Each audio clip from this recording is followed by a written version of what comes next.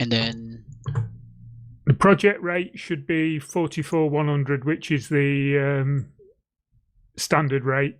It's set to. Snap to should be off. Where are these settings at? The bottom left hand, but they're the default settings anyway.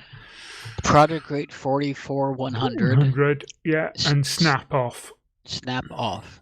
Okay. Yeah, and then on your Audacity, like you say, do it to mono.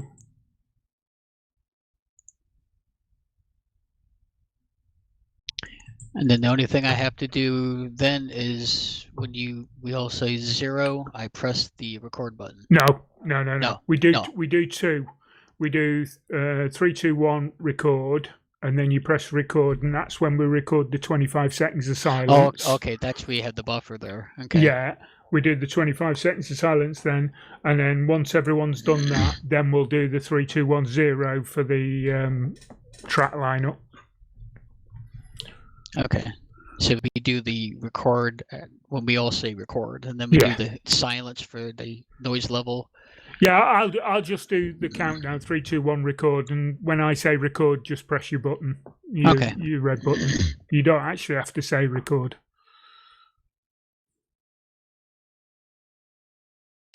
But don't forget to have your mic open and leave it quiet for the... Yeah. Tony tells us when to start recording. We don't all have to say that. When he does later, he does the 3, 2, 1, and we all say 0, which synchronizes our feeds. It's sort of like an audio clapper, like in in video production. Have you actually saved your Audacity as an AUP file? No.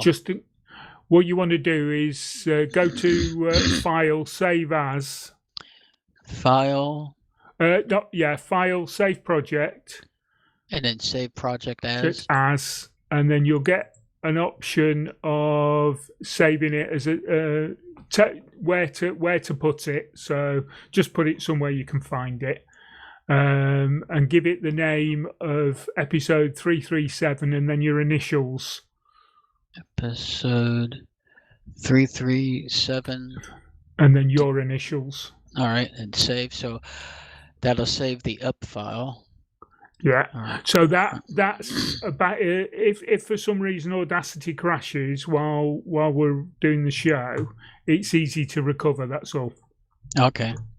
Hopefully it'll just behave itself, and then we'll go at the end of the show. You do export and export it as a FLAC at full quality, but we can talk about that at the end if you want. I need to mute my phone. Let's see. Do not disturb. Do not disturb. All right. I'll do that as well. Not that mine goes off. Yeah, I just had an email come in, so I reminded me.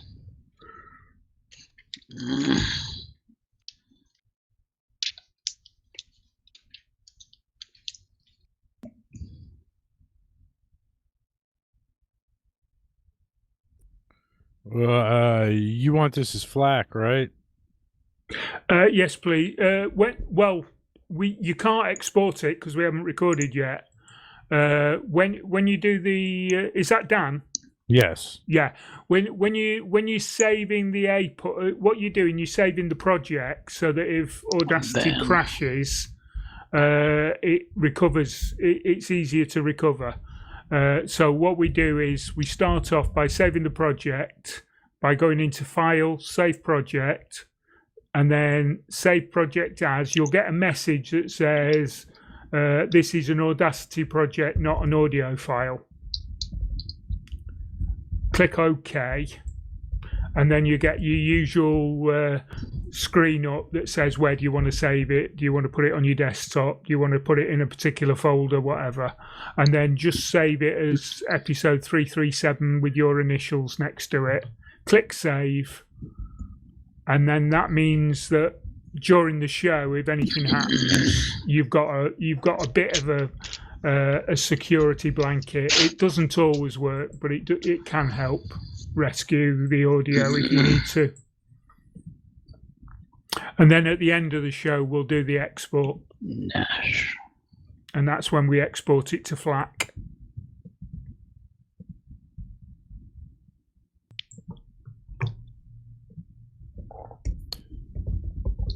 You know what? So, okay. I'm sorry. You went on, and I should have been paying a little better attention to you. It's all right. I apologize, because when you said export to FLAC, I immediately went and looked at my export options, and I didn't see FLAC there to begin with. I'm like, I got to install FLAC because I don't think I had it. But then I realized, even though I have it, it's not showing up in the quick option. So when you go to export audio, it is there. Yeah. So okay. It so shows MP3, right WAV, and OGG, and then the fourth option is export audio, and then that usually picks up whatever you've done the last time, but you can change it to FLAC. Yeah. So I'm good on that. So what I would need then is what you said is when we start this recording. No, now you open Audacity now. Yep, and I have a new mono audio track, just like you said, 4100. So go to Save Project as. Okay. So that's in File, Save Project. And it's supposed to be episode 337. Episode 337, all one word, dash our initial. You don't even need to put a dash. Just put your initial after the 337. Or just EP 337-U.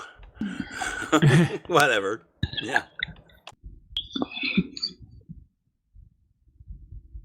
All right, I finally got IRC up and running. The live stream is posted. Yay. Right. So, but we've got Take in there, we've got Thanatos in there, we've got Londoner in there, and Lynn, whoever Lynn is, and Wallem. Live stream's working.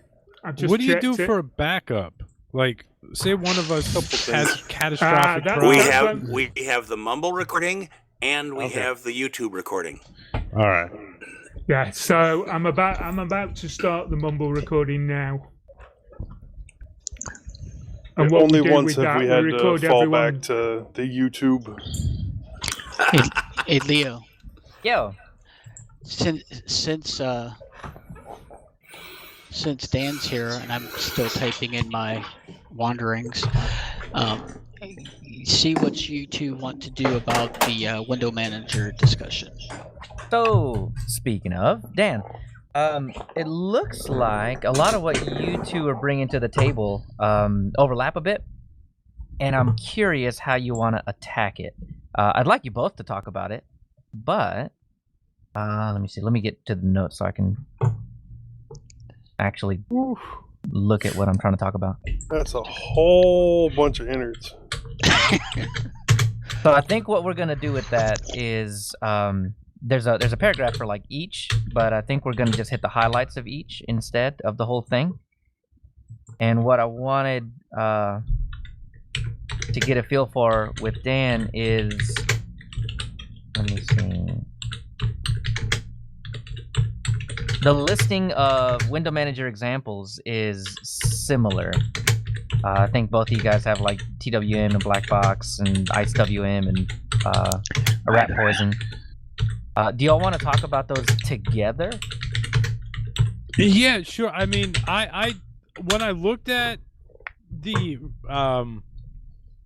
when I looked there, it said about 10 minutes. So I didn't. Yeah, ignore that. I didn't want to go those instructions crazy. were when Rob and Isaac were doing it. Okay, yeah, we're different.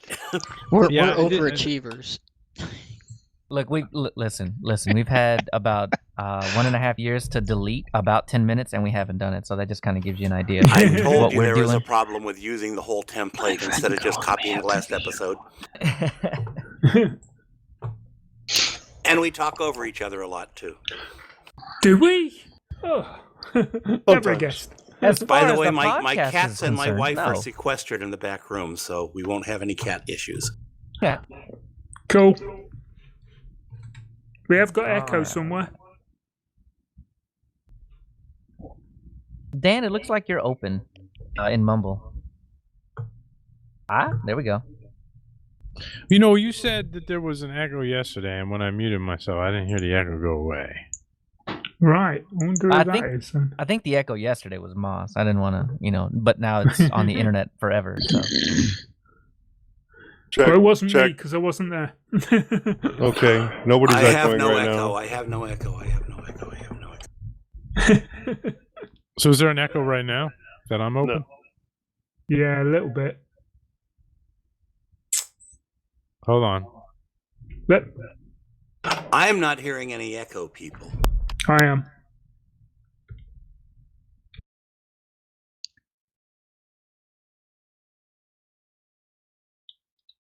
Wait, is it gone now? Maybe. Here, say something, and I'll scream at you while you do it. All right. Test. Do you hear it when I'm not muted? That is way better. Yeah, I think we're good. That's better. But then it wasn't me because I didn't do anything. Oh. Well, I don't think it's me because I've been silent for a while. Sneaky, Dan. Sneaky. I'm Maybe it was wondering. Tony. I'm wondering if somebody's a little louder than everybody else, and it is me, and that the microphone is picking it up coming from my headphones. Well, last episode we had a problem with my volume, and I don't think we dealt with it particularly. So I don't know if we want to deal with it particularly, but we did have a problem last episode. Is my audio too loud or okay? I think you're good. All right. Do I sound all right? Yeah. Since we're doing checks. Check, How do I check, sound? check. Somebody pass the check. I think I'm a little loud. Just a tad, Moss. Where do I turn that down? If You can do it on the gain on your microphone. or you can. The gain is already turned down. Well, That's I have right. a little microphone icon on the bottom right of my taskbar, and I use that to turn my mic down. Okay. Is that too soft? I think Little Yeah, bit. come up a little bit more. I'm not sure that. Okay, I'll That's come up it. a little bit more. No, I that's haven't it. touched it yet, Tony. Come. Now I touched it. How's that? Well, you are obviously moving into the mic then. Yeah, well, I'm supposed to be leaning into the mic, but yeah, let's turn it down a tad. How about there? How's that sound? Yeah, we Those can are- hear you. Those of you Okay. guys in the live stream, this is what you came for. This is what you paid for right here. Absolutely. Of course. And now we spend 20 minutes discussing the weather.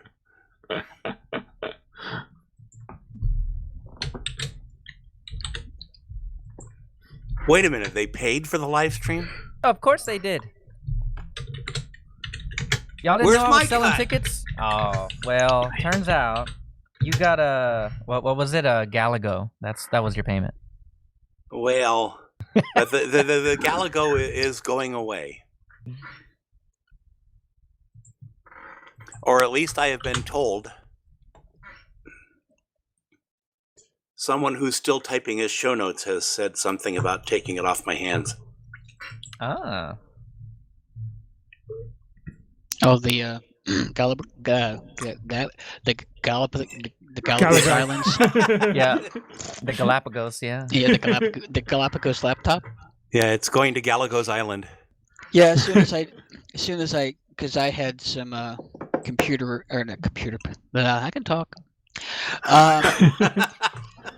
I had some, Use Mr. Tongue and Mr. Lips together.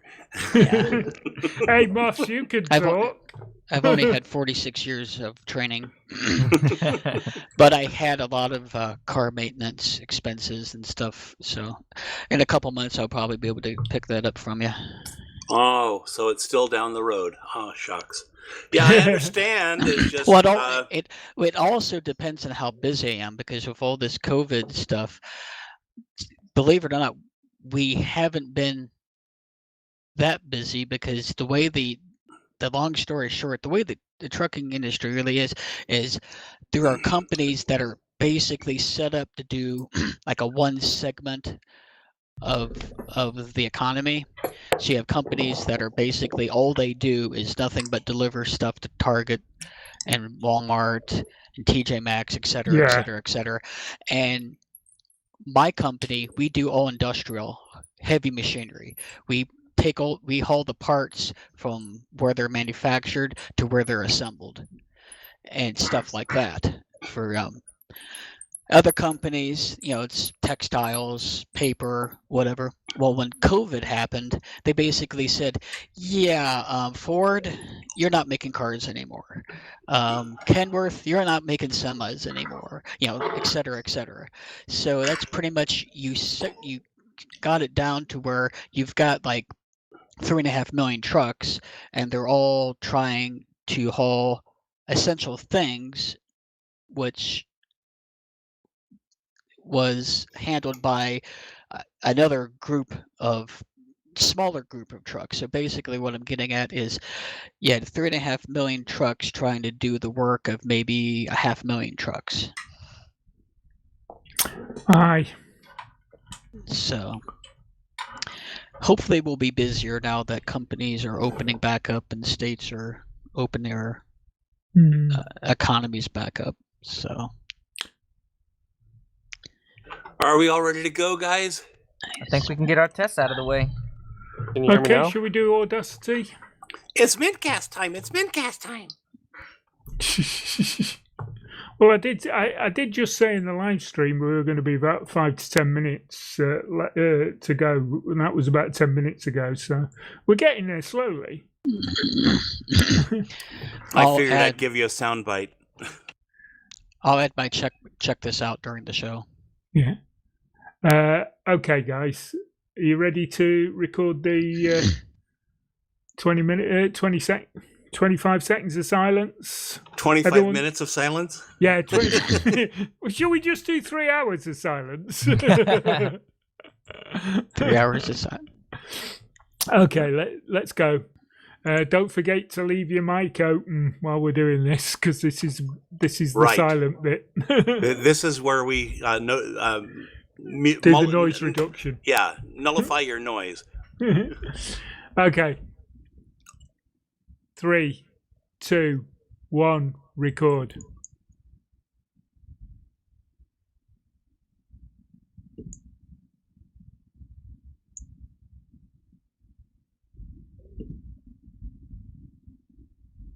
Wait, can we start this again? I apologize, but I had it all set up, and when I hit record, it created a new track, and I don't know why. Did you already have a track in there? I went and I added a new mono track. Yeah, no, delete all your tracks, because when you press record, it'll start a track. I'm sorry. No, I'm it's sorry. all So right. we're undoing? Yeah.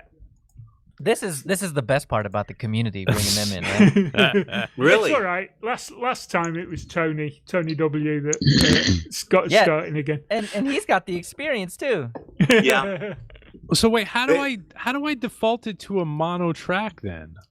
Right Recording above the channel, right above the time. Yeah, you have ALSA or Pulse, and it says default mic, and then it says mono. Yeah, okay. Mono I'm sorry. channel. I had to ask. You know what? Because Tony also. You know what? I was looking at that when they were saying that, I thought it meant add a new track and then adjust it in there, because I never really do that. I'm sorry. No. Yeah, just before you called in, Dan, I was asking Tony the same questions. All right, I'm ready now. I'm ready. Everyone ready? I'm ready. 3, 2, 1, record.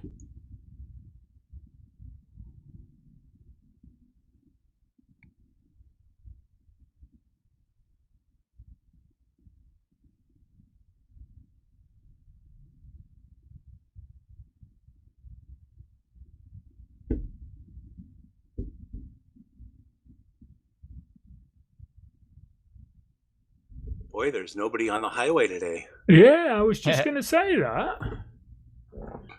Right. Well, Here comes one. Yeah, that's all right. It's usually more helpful if they come during the silence because it mutes them out.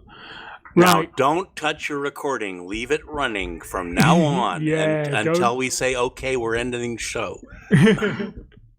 Okay, should we do 3, If 2, your 1, mumble disconnects you, let it reconnect on its own, and if it doesn't, then do manual reconnect, but don't touch your Audacity during that time. Yeah. Mumble will fix itself for the backup recording. It'll just put another track in, but they're dead easy to line up if we need it. Okay. So when I do the 3, 2, 1, 0, everyone says 0 when I get to the 0 bit. Okay? Everyone ready? Ready. 3, 2, 1, 0. 0. 0. Lovely.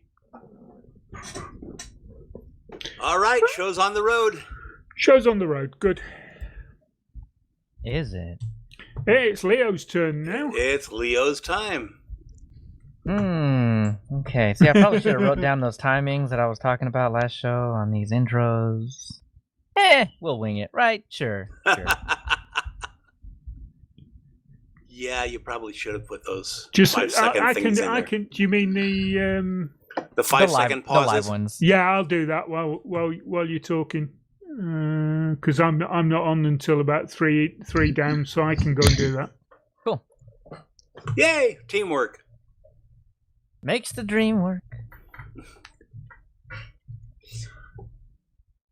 All right, Leo, we can't do this without you.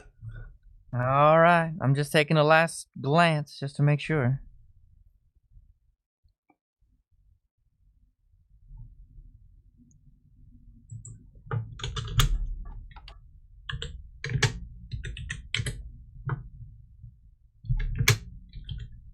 All right. Yeah. All right. I'm starting the intro music now. So, yeah, show's on.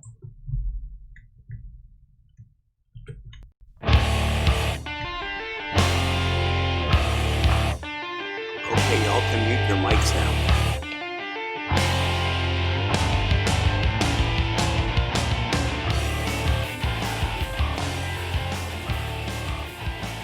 Welcome to mintCast, the podcast by the Linux Mint community for all users of Linux. This is episode 337. This is episode 337.5. Livestream information is at mintcast.org/livestream. We're a mintcast channel in IRC at irc.spotchat.org. If you see something that you'd like to hear about, tell us. Send us email at mintcast@mintcast.org. Join us on MeWe, Facebook. Wait a minute, we don't do Facebook anymore. Post at the mintcast subreddit. Chat with us on Telegram, Discord, or post directly at mintcast.org. This is Leo, and with me today is Joe. Hello. Tony Hughes. Hi, guys. Moss. Hello. And two special guests. First up is Dale Miracle. Hello. And Dan Washko. Good day. We're recording on Sunday, June 14th, 2020. First up in our wanderings, Dale's been driving, Dan's been migrating, I've been checking out the beta, Tony Hughes spreads the car love, Moss is doing double duty distro hopping, and Joe reads again. Then in the news, Linux Mint 20 is in beta. In our innards section, we manage Windows. And finally, some feedback and a few suggestions.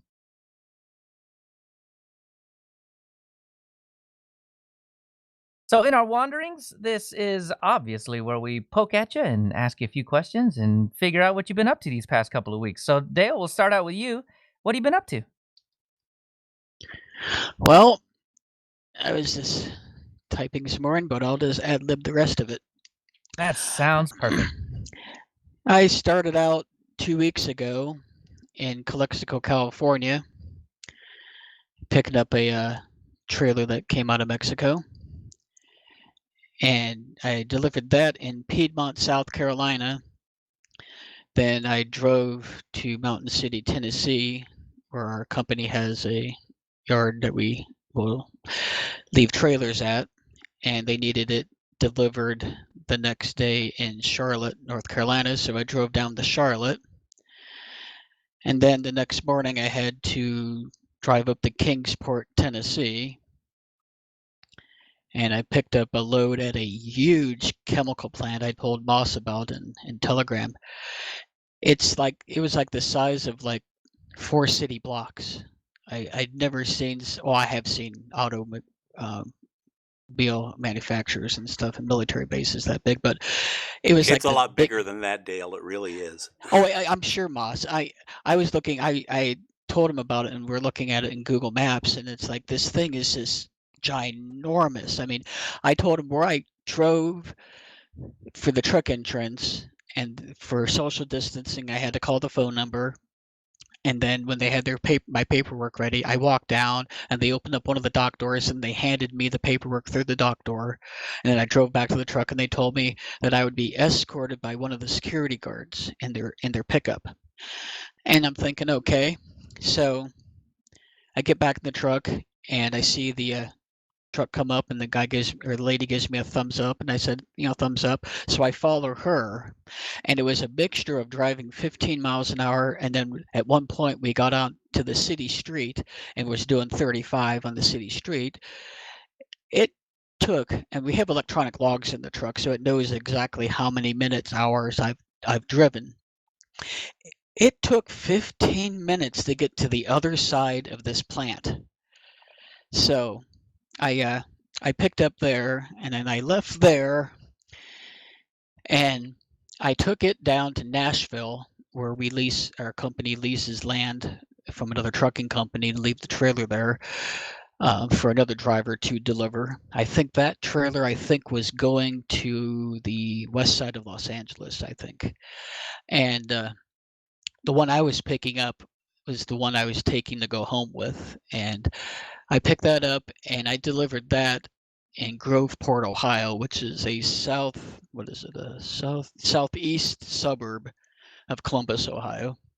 And then from there, after I was unloaded, I drove to where I parked my truck and I took my 20-minute Uber drive home. Then this past week, my car was really, really overdue for service. So I took it to the dealer and had them do its maintenance on it. And I had to replace a tire that was mismatched due to a puncture that it's on the sidewall. And apparently they don't do patches on those anymore for safety. So I ended up replacing that cheap spare that I got for like $25-$30. I then went to my favorite place of getting tires and had them put a tire on. And while I'm sitting at the dealer, I get a panic phone call from my friend. She came out of work and she went to back out of her space and she heard this grinding noise and it scared her. And she grew up around cars. Her father was a mechanic, so she got out and was looking, and she's like, I think a caliper's not releasing, or there's something wrong with my brake pad or whatever. So I calmed her down, and I went over there when they gave me my car back, and I sat with her and to make sure the the tow truck picked up the car.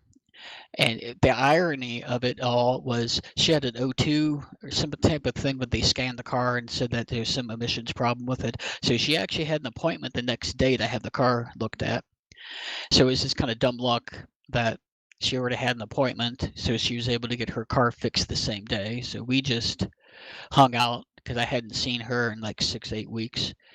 So we went to Chick-fil-A and her favorite makeup store was opened at the mall finally, so we went over there and walked around the mall, and pretty much the remainder of my week has spent doing the research on my segment that I'm going to be doing on mintCast today, along with my usual YouTube channels I watch on my Roku, and the month's worth of updates on my 2 Debian boxes and my Solus Plasma on my desktop. And the Mint installation on my T430. That's about it because I take my T460 with me, so it's always updated. But that's pretty much all I've done. So that's why you can't run Arch, huh? You let those updates pile up. I keep telling Crypto Dan and our Telegram group, and the mintCast Telegram group, that I keep telling him that I'm going to try at least Manjaro.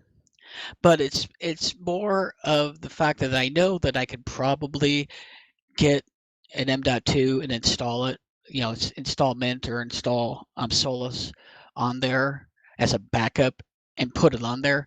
But it's just more of the fact of I sometimes will have 12, 14-hour days, and the last thing I want to do is to try to figure out why an update borked the system. That sounds about right.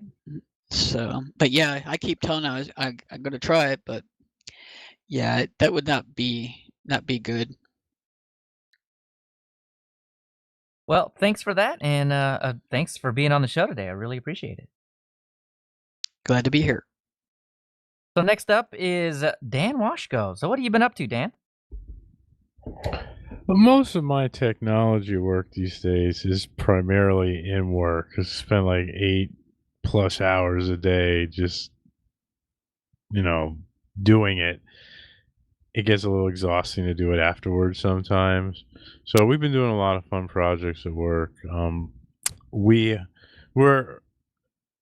The division I work for, or the group, I do their automation and continuous integration infrastructure work. So we're pretty much all containerized on our applications and use Kubernetes. We're in the Google Cloud Kubernetes environment, and they just established some new clusters for us that we're in the process of migrating our applications containers over to, so they can retire the old clusters, and that comes with some changes to it. We have like a production, staging, development environment, and then staging and production are east and west regions. And in addition to that, the new environments also have a type high and a type low, and high and low kind of refers to risk. So high type clusters get newer technologies and are kind of more testing grounds. In addition to just being like a development staging, the high type clusters will get the newer technologies first. Low type are supposed to be like a little more stable.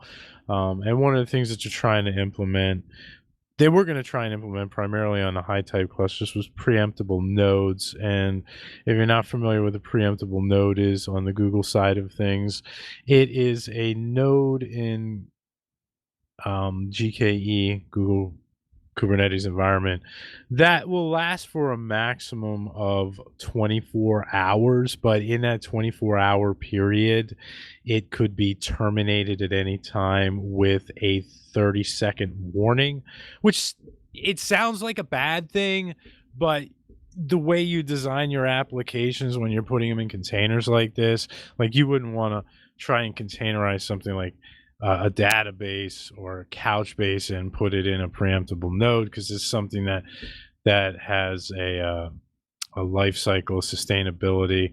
So you're talking about the applications or node applications that we use, and we have multiple containers. So if a container dies, a new one just spins right up. So for us, preemptible nodes, not a problem, because when it terminates that container, just a new one's just going to spin up. The benefit of preemptible nodes is you save about 80% in costs. So 80% cost savings is a huge advantage for us moving to preemptible nodes. But then they decided that they were going to do preemptible nodes across all our clusters, not just the new ones and the old ones, and not type high and type low. There's an application that they're using to help manage preemption that they're rolling out also in conjunction with this. So all this stuff is kind of new to us, but in the migration process to the new clusters. We did development staging. Production was Friday for our passive environment, and that's been a real treat. What is nice is this type of migration is not very difficult, because for us to deploy our applications, like 20 applications that we deploy, two different types of node applications. One is just a straight application, and the other is a cron job that runs every 5 minutes in production. So we have multiple ones of those cron jobs, but most of it's just a straight application deployment. And we have it set up where we're using Jenkins as our management utility and for continuous integration.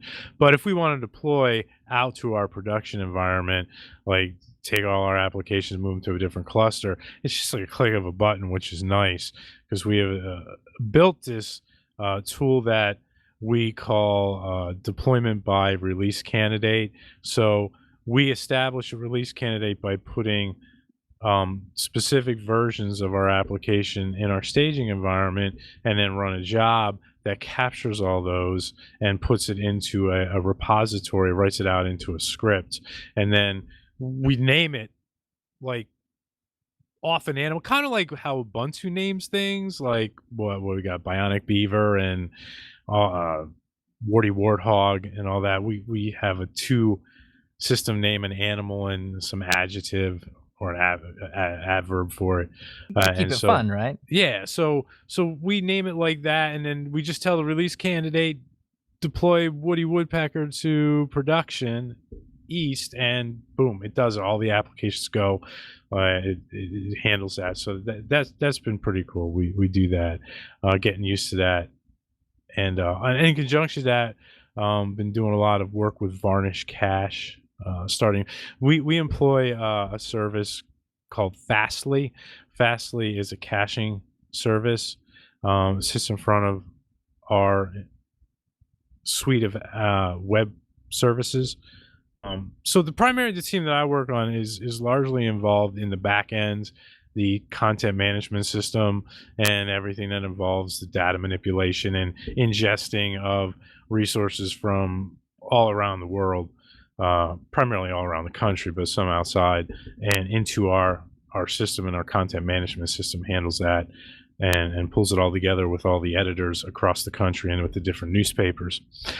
So Fastly sits in front of a lot of our services, and we used to do a lot of that in-house, but we don't do our own data centers anymore. We've been moving out of them, so we take advantage of some of the services, and they also have a lot more efficiency and flexibility that they offer us in some regards, and we don't have to worry about all the maintenance of the infrastructure side, but it comes at a little bit more of a cost. So on the Fastly side, they're a caching technology. They use Varnish, and it's a version of Varnish that they have heavily edited, but it's based on the 2.25, I think, version of Varnish. So we're implementing a replacement for our Minimogrify technology, which would you pass it an image and some values, and it would resize or crop the images on the fly. So we're replacing that with functions that are in Fastly. So trying to one of my colleagues wrote the code for handling all that. Now I'm trying to figure out, we deploy this, but we'd like to try and do some testing of it before we deploy it and have to make changes. So I'm trying to figure out Varnish testing and being able to do all that testing before we actually try and deploy it into their environment. It's not an easy thing, especially when we're using a very outdated version of Varnish, because they're like on Varnish 6 and we have to go back to 2, and we found a container the Ubuntu container that uses Launchpad to pull an old version of Varnish in. So we're looking at that and trying to write tests for it, and I haven't touched Varnish in like 5 years since when we originally implemented it for different projects in Minimogrify. It's been that long. So relearning all this has been a treat, trying to wing all that together. And then in between that, just life in general. I got 4 mouths to feed, and I do a lot of cooking, so I pretty much cook everything from scratch, and so that keeps me really busy. Very cool. What was for dinner yesterday? Yesterday we had grilled shrimp, clams, and then my wife harvested some red potatoes, so I roasted the red potatoes and then also steamed some snap peas that she grew out of the garden. Man, from scratch, like from the ground scratch. That's awesome. Yeah. You know, I do a lot of bread baking too. So I can try to get as close to it as possible. Like, obviously I can't, like, we're not growing our own chickens over here. We don't have our own livestock and stuff like that. But, you know, you go out and you buy a whole chicken and you break it all down and make stock out of the parts and render the fat down, the skin down for fat and stuff, and use all that stuff. We try and use as much of whole foods and stuff as possible. And then whatever's not used either ends up in the dog's stomach or goes out to the compost pile to be turned into fertilizer for the gardens. Dan, do you make sourdough? I do sourdough every day. Oh, brilliant. I've had a starter that's been going for about 5 years now. Oh, so, mine's new. It's only 6 months old, but I'm getting lots of bread off it. Oh yeah, and that's the thing. You pretty much have to do it every day, or you're just throwing it away. So like I do every day, and I give a lot of bread out to the neighbors. When the pandemic started, I'm like, I'm going to bake bread for the neighbors. So I started doing sandwich loaves too, which, and I worked out a sourdough recipe for that. Like that was a pain in the butt because that's like 18 hours of work right there just to make 2 loaves. And it's not, it's like waiting for it to rise is primarily what it is. Yeah. Check out a YouTube channel called Proof Baking. They've got a small artisan bakery in I think it's Arizona. Okay. And he does some great videos on sourdough. Yeah, I love it. I love watching the videos. It's good stuff. So thank you. I'll check them out. What is it again? Proof Bakery. Proof Baking. Okay. Proof Bakery. I will check it out. Well, awesome, Dan. Thanks again for coming on the show as well. You're welcome. All right. As for me, I did a little updating over the past couple of weeks. Updating to kernel 5.7 on my desktop. I've been chomping at the bit as far as kernels go over the past few months, mostly because of the video card that I have. And every kernel, starting with 5.4, has just gotten better and better performance out of my card. So I think 5.4 enabled it. And this is a 5700 XT. So 5.4 enabled it. 5.5 made huge improvements. I mean, huge performance improvements. 5.6 added a little bit of extra performance. And 5.7, I don't know if I actually noticed a difference in 5.7. So I think I'm finally to the point now where I don't have to keep chasing the newest kernel. The downside, though, is 5.7 is not available in the Ubuntu repository. So if I want it, as far as I know, it's not even available in Manjaro without a few extra hoops to jump through. So this is, I still have to use Uku to get a hold of this kernel. Soon enough, I imagine around 19 or 20.1 or 20.2 in Linux Mint, it will be available to me. So I don't have to hack it in anymore. Well, but, Leo, if you're not seeing any performance improvements, you could always just go back to 5.6 and be patient like the rest of us.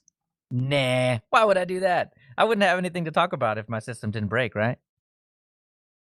But I guess the good thing about all of that, I say that, and then my system hasn't broken doing any of these kernel hops or anything like that. But 5.6 isn't available in the repositories just yet, is it? The proper 5.6. I don't think it is. But anyway, 5.7, it's fine. I'll leave it alone. Go grab the point releases as they come out.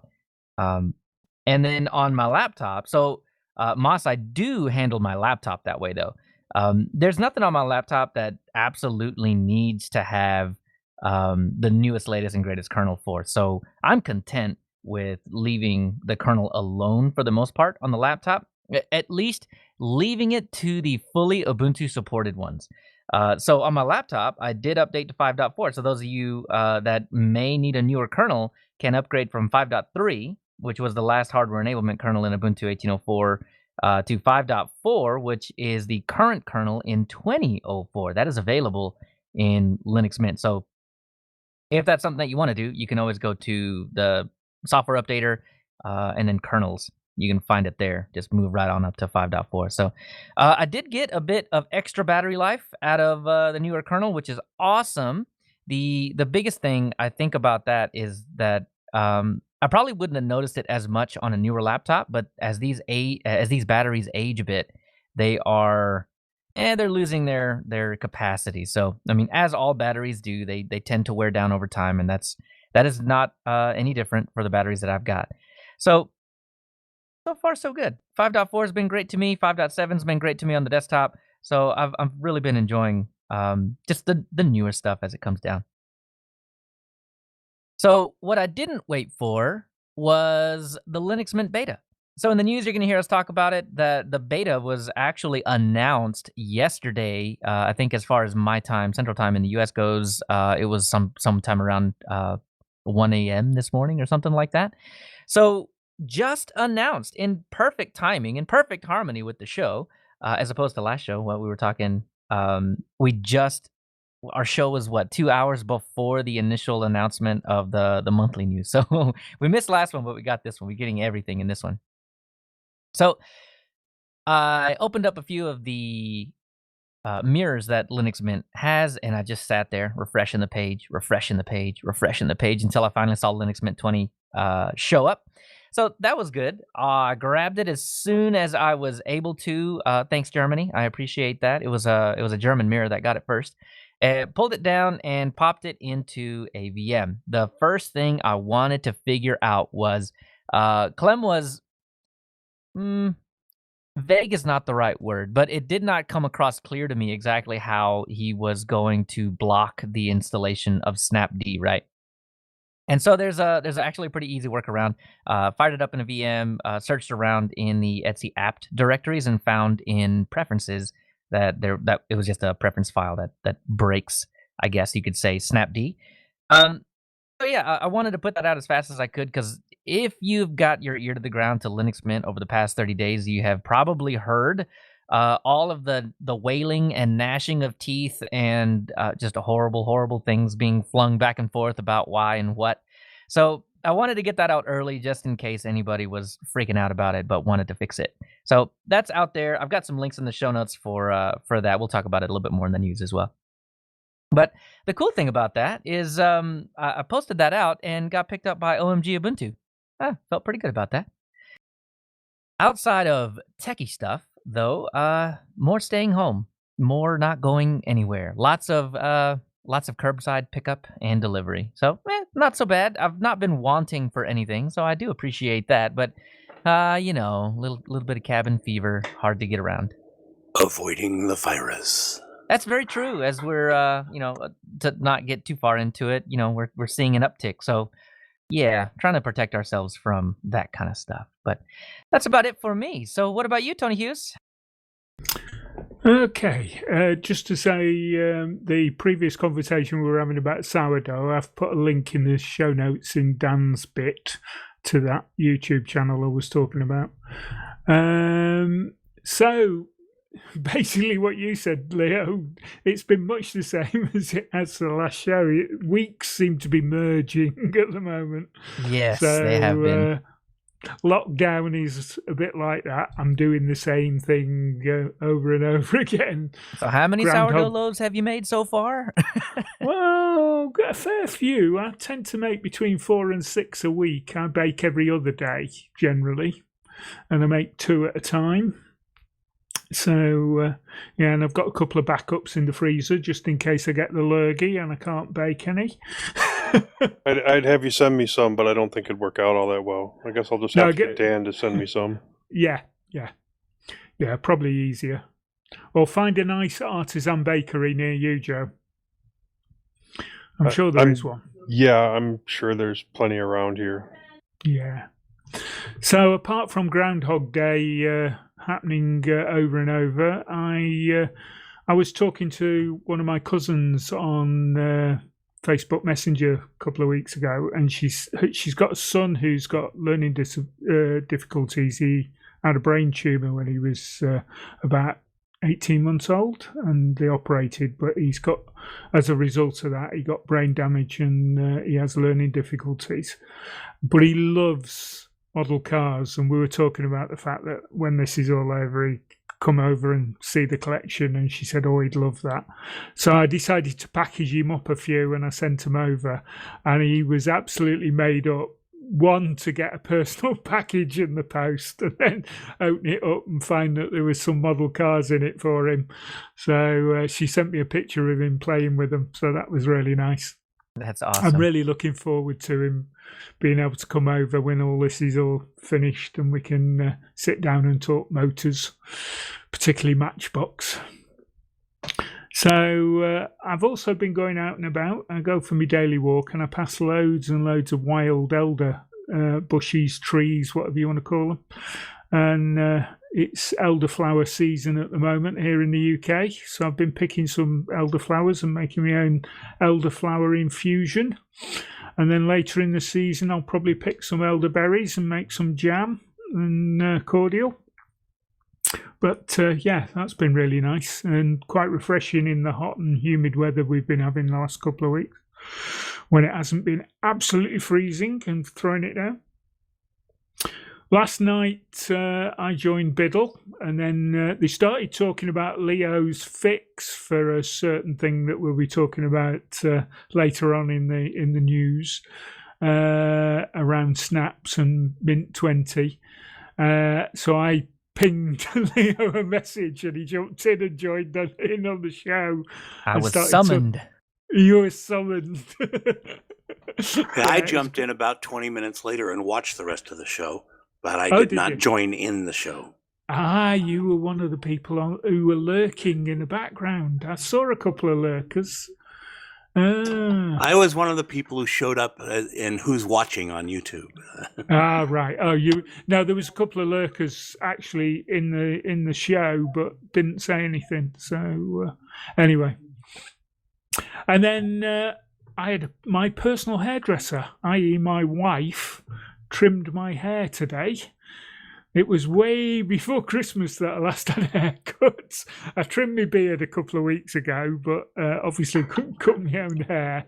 Yeah, So it looked a lot shorter than I remember seeing it when you were on Biddle. Yeah, I cut about 3 inches off it.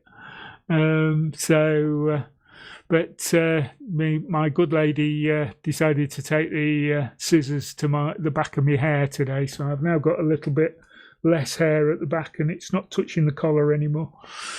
So apart from that, everything's pretty much the same, as I said. So unless anyone else has got anything, it's over to Moss. Go on. Tony, I have a question for you. Go on. Does your hair, is it manageable when it gets really long? Does it lay nice, or does it poof out? No, it's fine. It's fine. When I wash it, it goes a bit fine, so I tend to have to use a little bit of product just to keep it in check for a couple of days. But yeah, no, it's all right. It's fine. I will second that, since I have long hair, and I agree with Tony. I do have to use a bit of conditioner on it. So, but other than that, I'm fine. My hair poofs out, and I haven't had a haircut since early March, and I look confused all the time. I look like a confused homeless man when I walk around. My daughter says I look like I stepped out of Jumanji. One of our listeners has hair that when he grows it out, it's a very fine flip. It literally looks like bacon, and that got to be his nickname, so he finally just shaved his head. Yeah, I gotta second the whole cutting your hair thing, because that's pretty much what I've been doing. I've been doing that actually for the past couple of years, and this is right now is my time to shine, but I'm getting lazy about it. I haven't cut my hair since about March or so, but I've been doing the long on top, shaved on the sides, so it's fairly easy to deal with. But I do still have to call the good lady in to make sure that it's not crooked in the back or something like that, because for the life of me, I know what it should be. These mirrors, right? You gotta bring up the mirror and then the back, and then you gotta just, for some reason my mind implodes when I try to figure that out, and I can't do it. So I'm just like, could you come and do this for me real quick? There's no way I could have cut the back of my hair. Oh no man, way. It's impossible. It's impossible. See what a virus crisis does to mintCast? We start talking about haircuts. Yeah, exactly. So anyway, it's surprising we haven't got onto it before now. We're three and a half months in. Right. I think the top of my head is probably about 10, 11 inches long, and I flip it over now. So it's it's getting long. Yeah, that beard's getting thicker too, Leo. It sure is. I did finally have to go to a barber, but I picked one that was doing things the correct way. You know, you had to wear a mask to go inside. You had to wait outside until they sent you a text message, and then you go in and they have the hand sanitizer for after they're done, and they sanitize everything before you sit down, and it went really well. Nice. Yeah, I'm not even sure they're open yet. Most of our big stores are opening tomorrow, but I don't know whether the hairdressers will be. Yeah, I don't know if you've been keeping track with Texas, and mostly it's county by county, but they've really been pushing to open up, and it probably is very early for opening as much as they have. And just keep your eye on it. Anyway, it's Mossy's turn. It is? Oh, okay, I'm here. Been spending a fair bit of time in the Linux Mint Telegram group, run ably by J.R. and Mani. I opened my mouth, as I often do, on the topic of not being able to fit more than one distro on a USB stick, and they gave me a solution. So I've been playing with that solution quite a bit, and thanks to my bringing it up in the team meetings, the team's been working on it quite a bit. And since I started doing that, there have been 2 or 3 other podcasts that have brought it up. So it's not so much a big thing anymore, but it was when I started. So I'm going to talk about it later down and check this out. And you'll have to wait until then to find out what I'm talking about. I'm so much ready for the next episode of Distro Hopper's Digest that I'm doing 2 distros. My reviews have been fairly short anyhow, and KDE Neon did not give me a lot of unexpected positives to report on. We had a power outage on the 10th, which showed that one of our little APC UPS units is in need of replacement. Another $50 is about to go out the door for that. My wife's M570 Logitech trackball started dying on her. I had promised to send a used one to a cousin who is poorer than us for over a year, and as we're doing okay now, I bought one for him and one for my wife. The sad thing is it took about 4 days less for my cousin to get his than for my wife to get hers. I don't know if you've checked or not, but recently on Amazon, they've had it on sale new for $29.99, the M570. I think I paid something like that for it. That's probably why I decided to buy 2. But yeah, they're good little trackballs, but they don't last the way the old ones did. Yeah, the wired ones, those were great. Those were great. I still have one old USB wired one sitting around here somewhere. Anyhow, I've been playing with Perl OS 9, which is a name change from the previous version, Perl Desktop 8. It's based on Ubuntu 20.04 with a few Mint tools thrown in and some links I'd rather do without.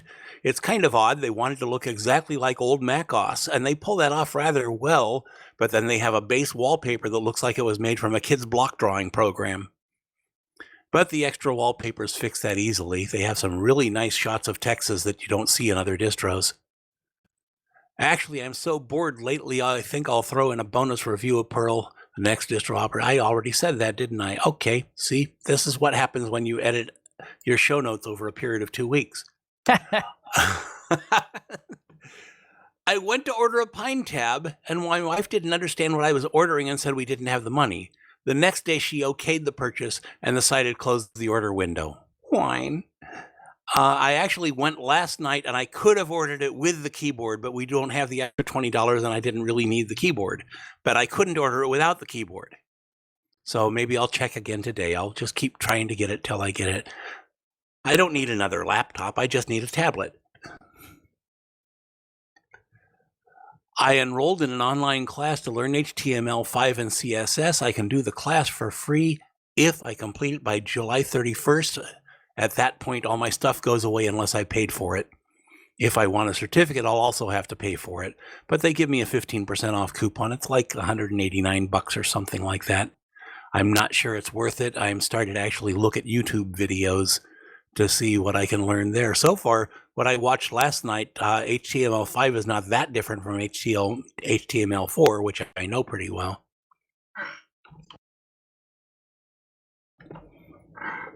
My wife received her permanent resident green card, so she doesn't have to recertify for 10 years. It was really interesting. We were supposed to have to go for an interview to some INS center, and apparently the COVID-19 crisis has got everything shut down to the point that they stopped doing that and just issued the green cards. I don't know what that says to people who are rooting for Trump's immigration policies, but all these people that have applied for green cards don't have to go and actually certify. They just get their green card.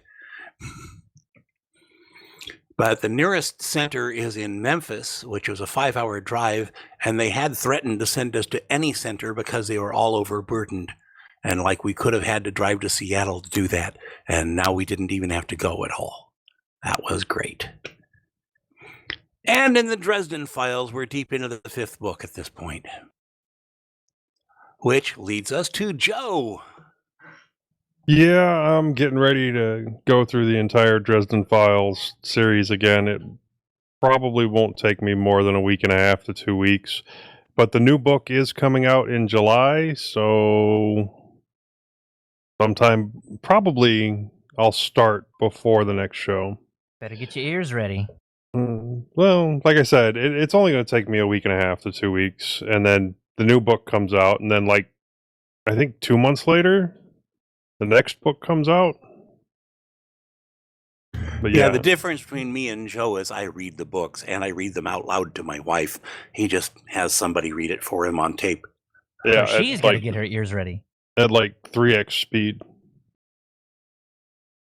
But yeah, no, my current reading over the last 2 weeks, I went for some stuff that I had read before, just, a lot of the new stuff that I was getting wasn't all that good, so I decided to go with some classics. So I read the Iron Druid series again, and yeah, it starts out strong, but it ends really weak, so I didn't even finish the last book. And then currently I'm on the last book for Codex Alera, and that one, the last book in the series, is really the weakest, but it's still a really good series. And then hardware fun. I mentioned last time around that I traded a pair of the Crushers for an HP TouchSmart with a broken screen. Well, Dustin, one of our listeners, was getting it ready for shipment, and another issue came up. It wasn't a big deal. I did get the laptop, but it would not power on. No light when it was plugged in whatsoever. So I had assumed that it needed a new power port. So I took it all the way apart, removed the CMOS battery, and reseated the power port, and then put it all back together. It still wouldn't power on, but at that point I was getting a light from when it was plugged in, and I was getting a caps lock blink code, and that really indicates a bad motherboard. So I did take it apart again, and I saw that there was some soda on the motherboard, and I went through and gave it a very thorough cleaning with IPA and a toothbrush, and it looked pretty good, and I had high hopes for it working. I put it all back together, and same thing, still a blink code. And then just to make sure, I swapped the RAM so I could verify that it wasn't something simple. But with a bad motherboard and a shattered screen, the cost of fixing it comes out to about the same as it would cost me to buy another one used. So I'm just going to strip it for parts. Hard drive, RAM, that's about it. And yeah, I did order a power supply for it, but my daughter has a very similar laptop, and so now she just has 2 power supplies. I'd also commented last show on the low quality of the in-ear drivers that I was using, the MMCX modular ones, and I really wanted to step up that quality, so I did order 2 possible solutions. One that was more expensive, and then one that was considerably less expensive. Solution number 1 was Tin Audio's T2 Hi-Fi 2DD double dynamic drive MMCX in-ears. ready to go solution, but it did cost $50. The quality is really a lot better than the $6 in-ears that I was using before, and they sound good. But my second one that I had picked out to try out, I did my research and I found all the best rated in-ear headphones, and one of them was the One More triple drivers. And the reason I picked this one was because I could, order it on eBay broken for $15. And I also ordered a couple of different conversion solutions just to try out different things. One of them was the first one that I did was a CIEM connector and with two short prongs in the back, and then I made an end cap for it using my 3D printer and a tension reliever, and got that all soldered together and hooked it up using the MMCX, and the sound quality is incredible for in-ears, on par if not better than many of the cans that I have. And I'm very happy with the end caps that I designed and the modularity of the device, and I was so happy with the overall quality that I purchased a second one on eBay. But this one was a Bluetooth neckband, but it was broken on eBay and cost me $18. But did come with all the accessories that originally came with the device. So that came, let's see, I initially tried to take it apart just to do a battery fix on that like I've done with previous headsets before. I found out that somebody had already tried to take it apart, and the thing is basically impossible to take apart without breaking. So all I did from that point was completely remove the drivers and the cable and everything, and then set up another adapter. And these adapters were designed for drivers, but they were designed to go like directly on the driver, not on the cable. And there's like a millimeter distance between the center post and the sidewall, but it does make it a little bit difficult to solder, and I did have to 3D print a different design for the tension reliever and the covering on the back. But it did all work out. It worked out really well. My design didn't work like I wanted it to, but a little bit of work using the 5mm nut and a soldering iron to make the holes the right size, and it came out great.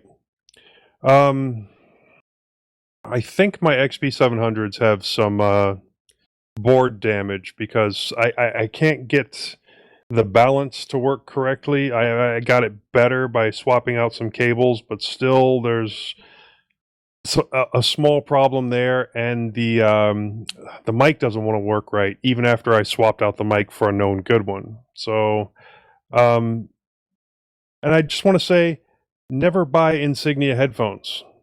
I have yet to find a pair that doesn't suck. I did sell 2 of them today. I bought a set of 20 Insignia headphones for like $25 total, and I'm selling them for $8 each, the 5 that I could get to work. And then there's the other 15 that I've tried working on 4 more of them, and yeah, no such luck getting them to work. And the parts are really not interchangeable between the sets. It's really terrible. Worked on my Raspberry Pi 4, and I got it working properly. I was having trouble with that unifying receiver again, and it turned out to be still an overheating issue. So I had to go with a USB extender instead of just using it on the USB hub, which I had been hoping was good enough. And then I 3D printed some stackers for 2.5-inch drives so that they were slightly separated. It'll allow airflow between them, but they're still well organized and not just all sitting willy-nilly on my desk. I had tried using a 7-port powered hub with them. 5 volts, I think, 14 watts, something like that, or 14 amps, something like that.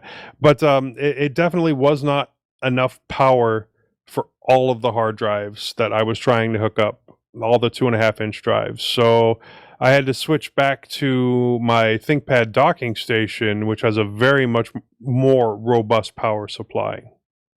And that's worked out really well. I'm still setting up the SSHFS. I'm going to use that Pi as a gateway and have it connect to all of my various computers in the house, and then have whichever computer I want to be able to access all of the drives on, access it through the Raspberry Pi. I've been having trouble getting Cura to see my 3D printer when it's hooked up by USB. It's a mostly new control board for the printer, along with a new USB cable. I ordered a brand new USB cable just so I could verify that that wasn't the issue. LSUSB sees the serial device, and I've added the group permissions for the dial-out group.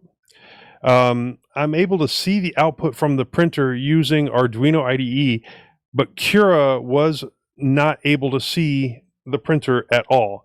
And so I had also put in another one. I can't remember what the other application was called off the top of my head right now, but another slicing program that's supposed to be able to control your 3D printer, and it wouldn't see it either. Someone mentioned that I could run Octopi from the Pi Zero. I believe it was Minix, who is on the Linux Lugcast with me. And I may get that up, as I have a couple of the Pi Zeros sitting around. As long as you're not hooking up a camera to it, it should work fine. Also, my server was crashing in the middle of the night for some reason, and I was digging through, and I found out I had some non-optimized scripts on my server that was causing it to overheat in the middle of the night. So I disabled those, and I can put off purchasing a new machine for a while longer. Now, I don't know if you remember, Leo, but we had done the optimizations for those YouTube DL scripts. Right. And, well, I found one that I had missed, and I had thought that, well, not so much missed, but I didn't do because that particular YouTube channel hadn't seen any new videos in a really long time. And then suddenly, like, videos started coming out all the time, and then my server started crashing at midnight. So I've disabled all the YouTube DL stuff for now.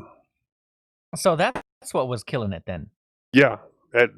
In the middle of the night, I'd get up in the morning and my server would be dead, and that was why. How crazy. So YouTube a problem DL. a problem that I thought we had fixed previously came back up again.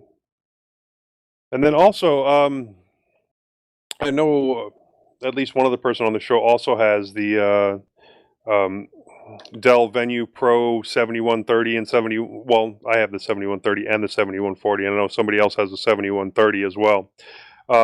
One thing I've found that does really well for the keyboard dock connection is I use some deoxit and a toothbrush to clean the copper, and that has really helped maintain my connection between the two. And that's all I have. Time for the news. Yeah, let's head that way.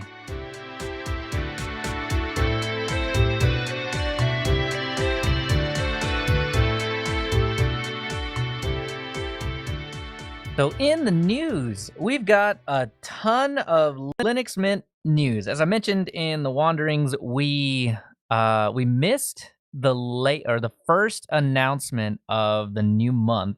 It came out a day after the show, or like just after the show. It was like a couple hours after the show.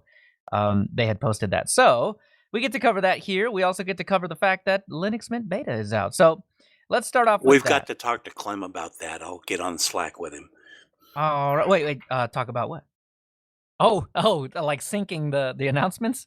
Yeah, really. I mean, we are the sort of official Linux Mint podcast. If they're going to go and release a new newsletter when we've just finished doing the podcast, that's not fair, Well, actually, let me say that I think you're right, but in this case, it worked out for the better. Because I'm going to probably rant a bit here in a little bit about the snap thing. So we'll get there. We'll get there. So first up is Linux Mint 20 beta is out. And one of the things that I was really looking forward to is not going to happen. I'm actually kind of upset about this. This is the colors. The colors that were slated, the new, brighter, amazing, awesome colors that were supposed to be coming out. It was a very contentious thing. And for, I guess, those that may or may not, follow along with that, this is something that just kind of goes to show that Clem does try and listen to the community as much as he possibly can. So what it was is they were supposed to be, I guess, just updated colors that were going to be brighter and easier to see, a lot of that kind of thing. And it turns out that, yeah, contentious because most people thought that the muted colors were better. So, yeah, it didn't bother me one way or the other. I was just hoping they were going to come out, and it doesn't look like that's going to be the case, which is fine. But I think I'm gonna see Isn't if I that can. something that can be like turned on or off if you want to, or is Sure. that Yeah, not make it a allowed? theme. Yeah, you can definitely import them. What I don't have right now are the theme files. And what I would like and what I'm planning on doing is I just got added to that media group in Slack, is just ask them for those so I can use them myself. But it's just nice to have them official so that when I'm using them and someone asks, hey, how do I get that color? I can just be like, hey, go to themes and click on this, as opposed to, hey, download this zip file and extract it into here and then go here and do this and click this and add this to a text file, It's just a little easier that way. But one thing that did land is yellow folders. I don't know who wanted this. Who wanted yellow folders, man? But that's there now. So that's something that wasn't available in 19, but will be available in 20. So if you just really got to have your yellow folders, they will be available for you as well.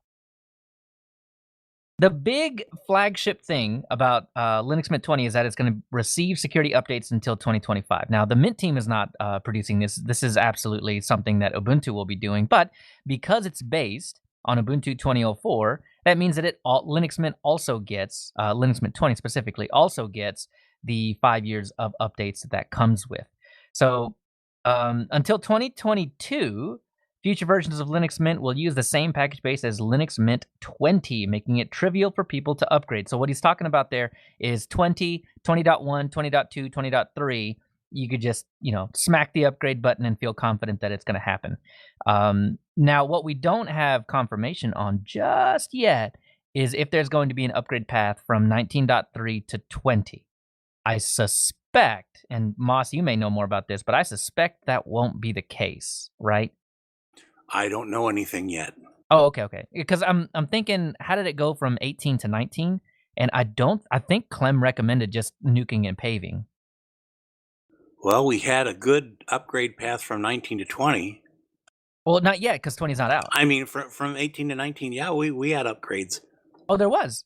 Yeah. Okay, well, let me walk that back then. So I'm gonna wait. I don't think there'll be an upgrade, but you know what? Because you said that, Moss, I'm gonna wait. Someone in the community is going to clamor for it, Of course.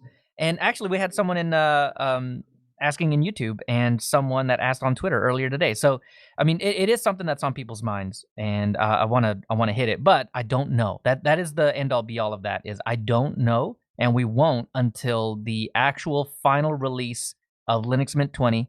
Clem probably, I would definitely, I'll give it a 95% chance that Clem is going to address that in the blog that he puts out for that.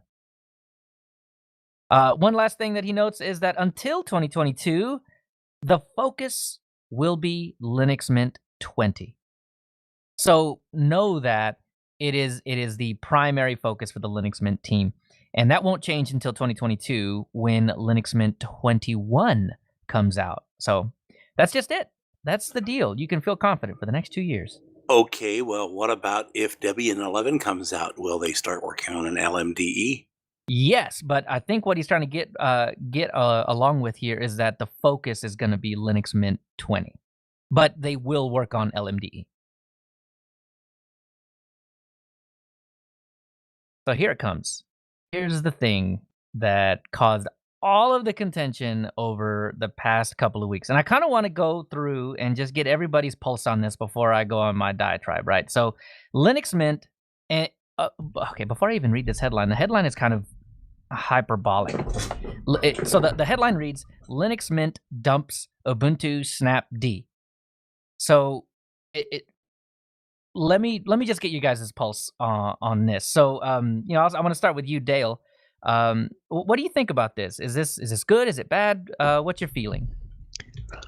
Well, I can see the need for it because I came from a Debian world and I was used to compiling programs from source because of the age of some of the packages in the Debian repos. And it's also just something I started doing back even when I was using some BSDs like OpenBSD and etc. In any case, I can see the reason why Popey and Alan were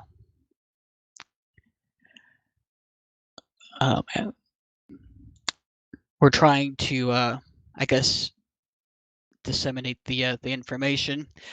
Was you have all the libraries that are particular to an application, and you build against that library, and that's all and good, except for when you come out with a new distribution.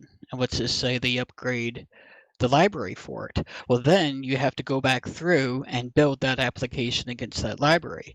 And that's all and good until you have what Ubuntu has or what Debian would have is you have thousands of applications in your software center. And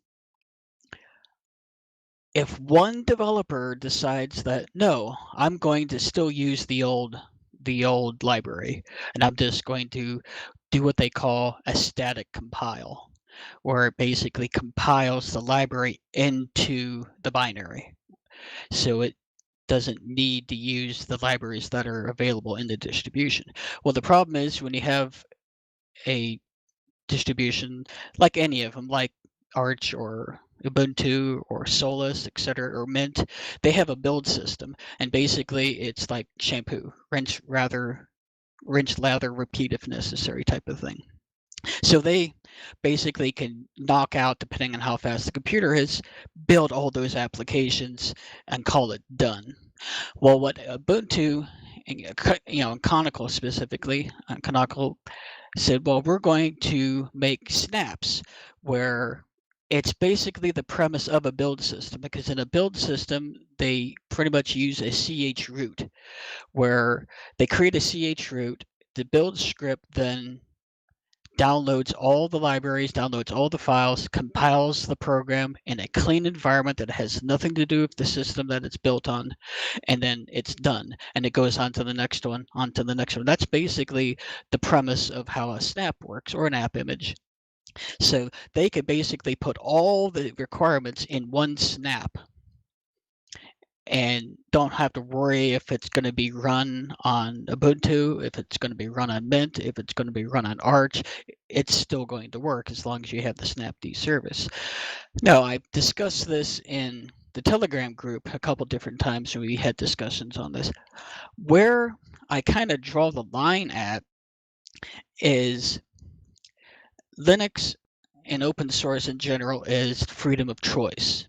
We all are allowed to pick what we want to use and what's on our computers. So you can swap out the window managers, you can swap out the file managers, you can pretty much do anything you want. Well, I'm old school because I've been using Linux since 95, 96. So I'm just used to what's in the repo. Install it, be happy, or I compile it. But I know where everything comes from. So if I type apt-get or apt-install XYZ, I want to know I got XYZ installed and where it came from. And where I draw the line at is, even if they do document this, what I don't want to do is type app install XYZ, and then all of a sudden it's saying, hold on, I have to go out and grab Snapd. I'm installing Snapd now. Okay, now Snapd is installing XYZ. Okay, we're done. Yeah, let me backtrack a little bit, because what I forgot to mention what the actual point of contention was, and it's the fact that Ubuntu has decided, as you were pointing out, that they are going to be snapping up some programs, Chromium specifically. And Chromium typically was a deb, right, in the app repository, and you could just apt install Chromium -browser and everything would be hunky dory, right? But yeah, it's now still a deb in Debian and in Ubuntu. Well, in Ubuntu 2004, it is a like a dummy package or basically a redirective package that will redirect it to Snap. Yeah, they didn't build one. They had one built for 1404, 1604, and 1804, but they never built one for 2004. But right, and I think as far as this goes, it's going to affect every distribution, right? They're not going to continue building it for 16 and 14 for people that pay. It's just going to be the Snap. But I mean, for good reason, right? They're trying to save time and energy on packaging that up. I get that. The idea though with Linux Mint, and here comes the point of contention, Linux Mint said, no, we already do not use snaps. In Linux Mint 19, snap was never shipped. And that was already a bit of a point of contention because people that wanted snap had to, spend 5 seconds typing out sudo apt install snapd, right? But in Linux Mint 20, because of the Chromium switch, because Chromium is now a snap, Linux Mint has added their own dummy deb that basically says, when you type in apt install Chromium-browser, it basically says we're not going to let this happen because snapd doesn't exist. Now, that's what it actually just says in the terminal, to essentially. And okay, so they're not actually calling snapd. They're just basically saying, yeah, we don't have it, so that's tough. Right. It's redirecting to, if you know what dev null is, it's basically doing that, right? It's shunting your request down that way so that you do not end up with snapd installed on your system. Linux Mint is claiming that they want you to have your choice. And so when you installed Linux Mint, the subtext of that was that you're getting Flatpak.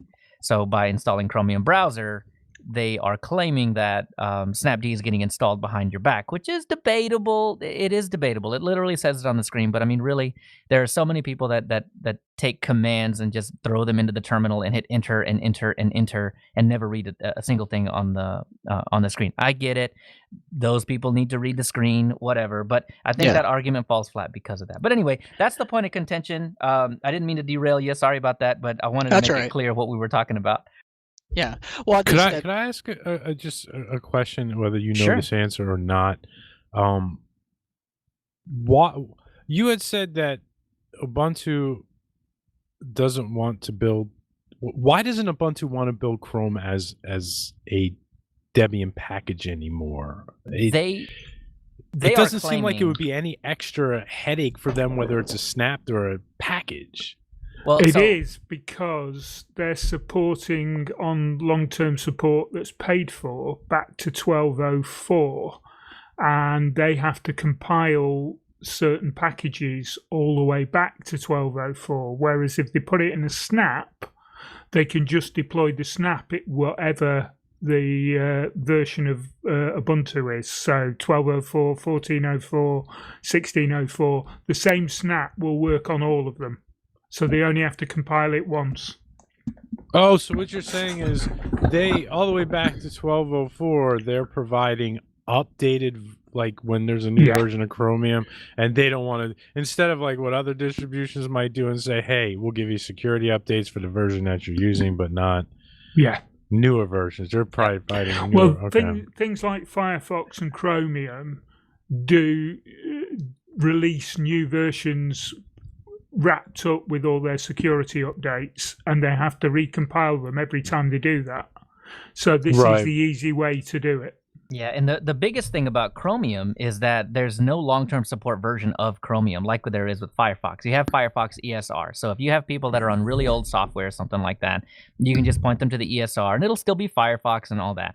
But Chromium doesn't do that. They're basically just, here's the update, you update it, and there it is. So it's just it's an attempt to cut down on the amount of work and the amount of compilation that they have to do for all of the different distributions out there. Yeah, Alan Pope and Martin Wimpress have been talking quite a bit in the Ubuntu Podcast Telegram group about how much bloody time they're spending just on Chromium. Right. And this is why they're doing it that way. Well, I understand that, but you're still not you're not convincing the users that, hey, I just tried to install a deb package and it's giving me something else. I think on that though, I don't know that most people would even notice. Well, what I don't understand, and I think, well, yeah, the people who shout out all the time are the ones who notice, and always the most negative publicity comes from the loudest people, not from the most people.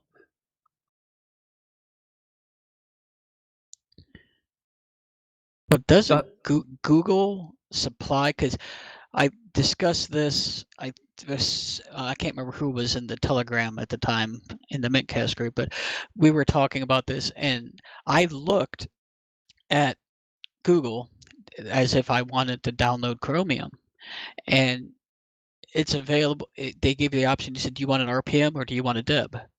So it's already built as a deb, and I went and looked at the archives in Debian, and then I looked at Bionic and etc., the different releases, and it's already, and they have it as a deb also. So is Conical doing something to that deb, or are they just fetching the source from GitLab or GitHub and compiling it themselves? Because if they're at a time crunch or a manpower shortage, why can't they just take the deb that Google is providing, or Debian is even providing? So as far as Chromium according goes, to Alan Pope, Canonical is building those debs. Okay.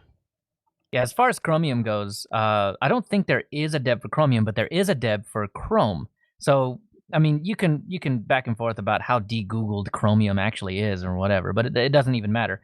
The idea is, if you want Chrome, you go get Chrome. If you want Chromium, you have to deal with, unless it's available in the repo, or unless you're going to get it from a snap, you're going to have to go get a zip file that contains all of the executables, dump those in a directory that you have access to, and then just run. And it's actually called Chrome. Like the executable in that zip is actually called Chrome. It's not called Chromium.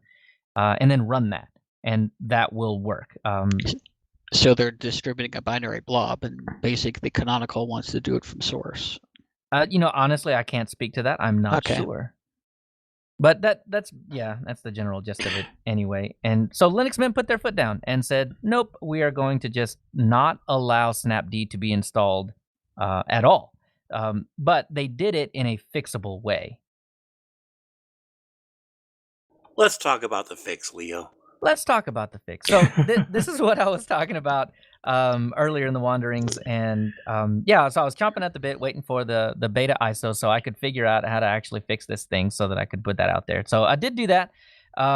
And if you want, I've got in the show notes the string of tweets that I did that went from the moment of, hey, I got it installed, to, hey, I got Chromium installed via a snap.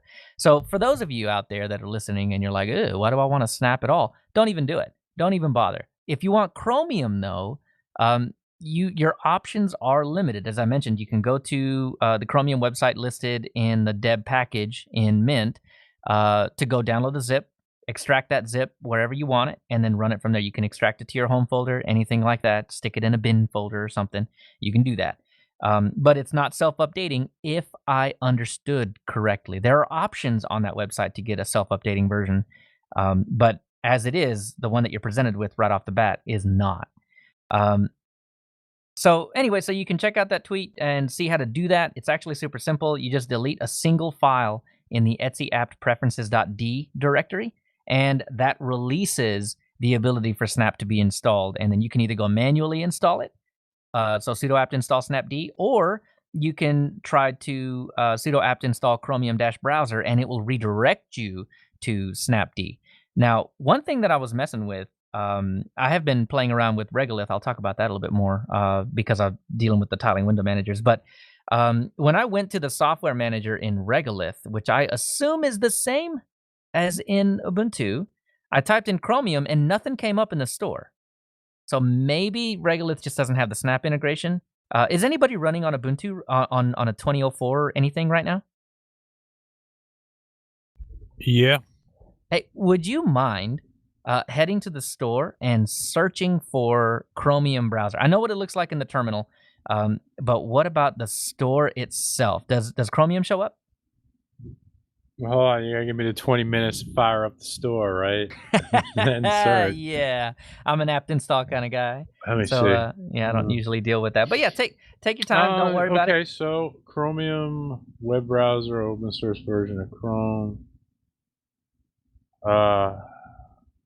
Does it mention Snap pretty prominently or not at all? I don't know. It says source is snapcraft.io, so Okay. I'm gonna assume that's Snap, right? Yeah, if you are aware where your Snap packages are coming from, that would make sense to you.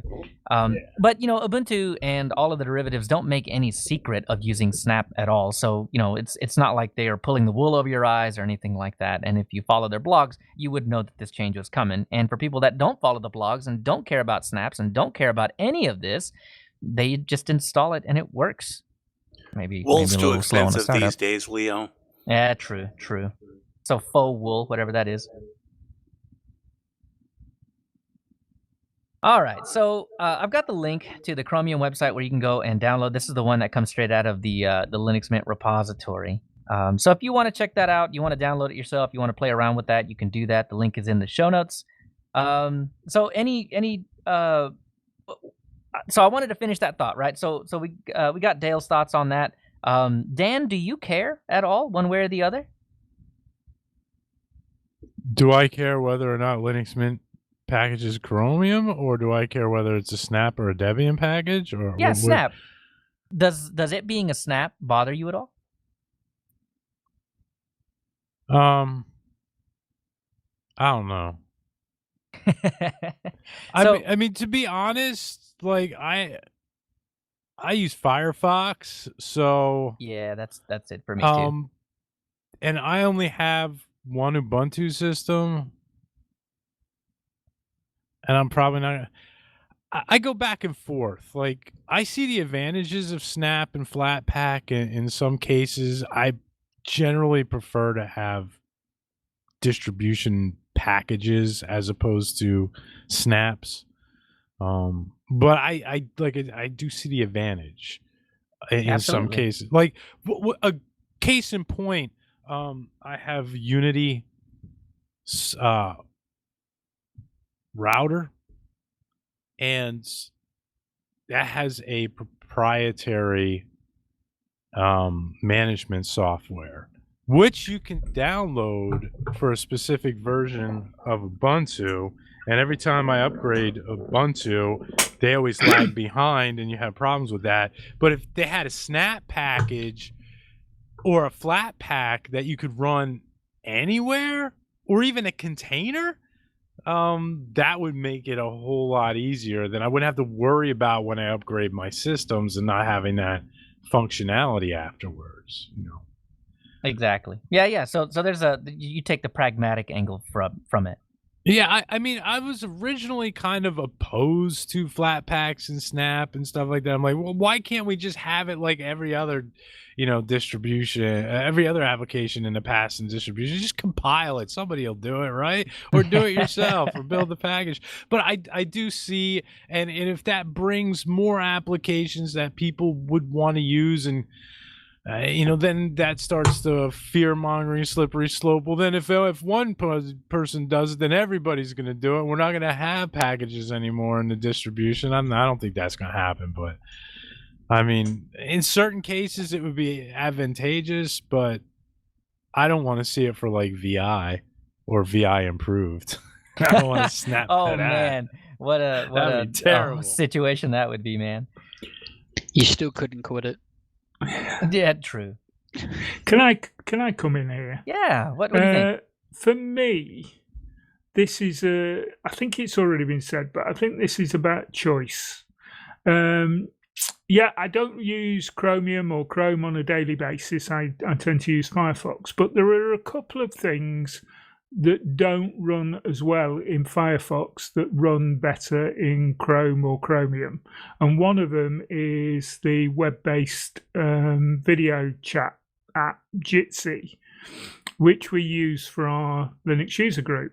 So when I sign in to the Linux user group on a Saturday morning when I'm joining my lug, I fire up Chromium because it works better and it's more stable with that particular application. So if I've now got to jump through hoops to get it on 20, that is more of a faff. For me, it's not too bad, but for a new user that may have heard that Jitsi runs better on Chromium, who's not a geek like we are, who doesn't understand they're going to have to jump through those hoops, they won't be able to get it on 20. And that's where the problem is. That, for me, is the issue. It's not that for us that are in the know and can work our way around it. It's for the new user. And Linux Mint, traditionally, it was one of the reasons I went to it, was very easy for a new user to get their head round and to use. And now we're starting making it harder for a new user to use it. So yeah, and some of the people out there who people go to say, what should I use if I'm going to move to Linux, are going to stop recommending Linux Mint because of this. Yes. So I suspect we'll see a Chromium Flatpak one of these days. So in conjunction with this, how is this not a problem for other applications then, though, too? Like, if they're having this problem with Chromium, why don't they have a problem with Firefox? Because I'm assuming they would have the same issues. So what I have been told is Firefox builds its own deb. Oh. Okay. Yeah. So, do they though? I mean, they build it for like 2004 and 1804 and 1910 and 1604. That's what I've been told. And that Canonical has to build the Chromium debs. And that's why they're doing this with Snap, but that Firefox builds their own debs. I mean, if that's true, then that makes a lot of sense. But I think that, Chromium is the only one that is done this way, Dan. I think the real crux of the issue is that Chromium is only available in Snap now. It is no longer available in the repositories, and that's what has started this whole kerfuffle about. Do we offer Snap? Do we offer Flatpak? Do we block it? Do we not block it? Whatever. That's the only way to get it now in a Ubuntu derivative. But it almost seems to me, if I look at it from an efficiency perspective, from the distribution side of things, if I could write or I package an application that I could backport to many different versions, going back to Ubuntu, what is it, 2012? 8 years? Why would I not want to do that on almost everything? Yeah, this is basically their weather vane. They're trying to figure out how well it's going to work and how well people receive it. Yeah, the canary in the coal mine. Yeah, not that I like it, so to speak, but I get it. Yeah. Oh, for sure. I mean, one of the things that I kind of hesitant about is the actual overhead. Like, whenever I use Flatpaks and I know Flatpak is supposed to be working on this. I don't know if Snapd is, but you look at your mounted file systems after you get these things installed, and it's just like a horrendous garbage mess of what they have to do. And you just do like a, mount. And before, when you just saw a simple file system, now you have all these virtual mounts and stuff like that, loopbacks and everything. Yeah. And it's messy. It's messy. And then this goes all the way back to what was the app? What was before App Image? XDG apps was what Flatpaks used to be. And then, did we have something before App Image that they were like self-contained? There was something a long time ago that was I forget what it was called. This was back in like the late 2000s it might have been.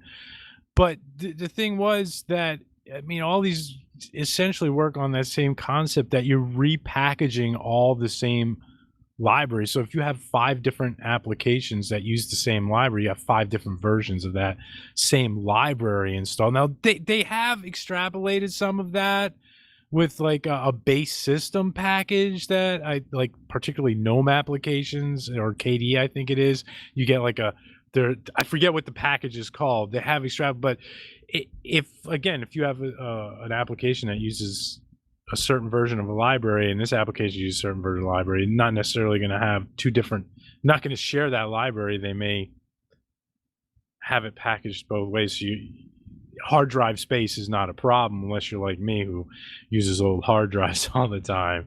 Then it is a problem. So, I mean, trade-offs, whatever. Sorry. No. That's good, because I mean that you're kind of describing what Snap does, and that's one of the big complaints as well. Is just the space that it takes to have the snaps as opposed to a deb or something like that, which is totally understandable. And the loopback thing, if I'm not mistaken, is only a Snap thing.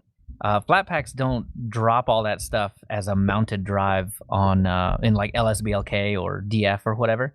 It won't show up there as far as I know. At least it doesn't on my system, but I sure do see some loops because I do have snaps on my system as well. I wish I could verify that, but when I last updated this Fedora system, I think I got rid of most of my Flatpaks because I was running out of space. Yeah, Flatpaks can be a little bloated at the very beginning for sure. But so anyway, that's kind of the deal with that. And Linux Mint took the step. You delete that file, everything is hunky dory. Tony, I think your point is on is right on, because yeah, if you have people that don't know how to deal with this stuff, and that's going to be the vast majority, then they're going to have to ask. And most people don't go to Linux Mint, the blog.linuxmint.com, and read the notes about anything, so they may or may not get the information from there. So hopefully they see it on Reddit, hopefully they see a tweet on Twitter or something like that about it, and maybe muddle their way through the fix, copy paste it, and call it a day. But it's I think mostly people that just have an ideological aversion to Snap that are having the issue here, because I don't the first thing I'm going to do on Linux Mint 20 is delete that file. I'm not going to hamstring myself and say that I can't get this out. Look, let me tell you why. Here's the actual reason. Red Alert 2 and Tiberian Sun are available as snaps, and I'm not going to prevent myself from getting those 2 games and enjoying my nostalgia because I don't like snaps or something like that. You forgot to say they could also listen to mintCast to get the solution. Well, of course. Yeah. So Joe, what do you think about all this? Well, I don't think it makes a whole lot of difference. I mean, if Ubuntu had simply put some kind of pop-up says you're about to install snaps, then probably Clem wouldn't have had as much of a problem with it. But I can understand his point about things getting installed in the background, essentially, without informing the user. I just don't think it's that the packaging system is that big of a deal. Yeah. Moss, what about you? Do you have any extra thoughts on that? I don't use Chromium. So it doesn't affect you yet. But in fact, when I install something, I not only make sure that Chromium is deleted, removed from my system, I even remove the FFmpeg Chromium plugin. There you go. Well, I'm with Dan. I don't think they're going to get an entire system. They do have Snappy Core, which is that idea of just using the whole system as a snap with a few things that are static. But I don't think that's where they're trying to go with Ubuntu in general, is just to snapify everything. But I mean, Chromium's making that case, isn't it? I mean, as they move forward, would it not behoove them to spend less and less time packaging for 8 different distributions and just move everything toward a snap? So there's definitely reason to go that way, but I don't know that they actually will. So, well, again, not all of the Snap Store is open source, and that back end of it is controlled by Canonical, and I'm sure there are people out there that are going, oh my God, we're going Microsoft all over again. Yeah, so I saw a post, and this is to that point. I saw a post from back in 2016 where there was an Ubuntu employee or Canonical employee coming out and showing you exactly how to set up your own Snap store. So proprietary with caveats, I guess. I mean, the Snap store itself, Canonical Snap store, I mean, they are the gatekeeper, so to speak. So, I mean, proprietary in that way, I guess. But I don't know. I mean, you can run your own store, it seems to me. I did not do it. I didn't try it. I don't know if it still works now or anything like You that. have to write your own back end. I see. You literally Okay. have to write your own back end, and only Canonical has a back end written already. And so you use their back end or you do some development. Got it. Okay. Okay. So that sheds a little bit of light on that. So anyway, that I think that's the biggest point of contention. That was, I think, the point that Clem was making. That you can't modify it or anything like that, as opposed to Flat Hub, which I think people that are dealing with have more control over. But anyway, that's about it. But I wanted to wrap up that whole thing. I could just ask one more question. No, go ahead, please. Technically, aren't there doesn't Linux Mint have its own packages that aren't part of Debian? Correct. Couldn't they just take, I'm sorry, Ubuntu, couldn't they just take Debian's Chromium browser package and have that available instead? So I did see that, and what I learned when I looked into that is that it would probably work for a while, but the moment that Debian or Ubuntu rev the libraries that Chromium depends on, it'll break. So there'll be a whole lot more work to deal with after that breakage happens, and it just seems to me that Linux Mint, the group, does not want to deal with that, at least right now. I mean, there's more coming out about it. But, in the short term, probably. So I guess if that were the case, then they would have to, you're saying what they don't want to do is they're based off of Ubuntu. If they were going to do that with a Debian package, they would have to make sense to base it off of Debian then instead.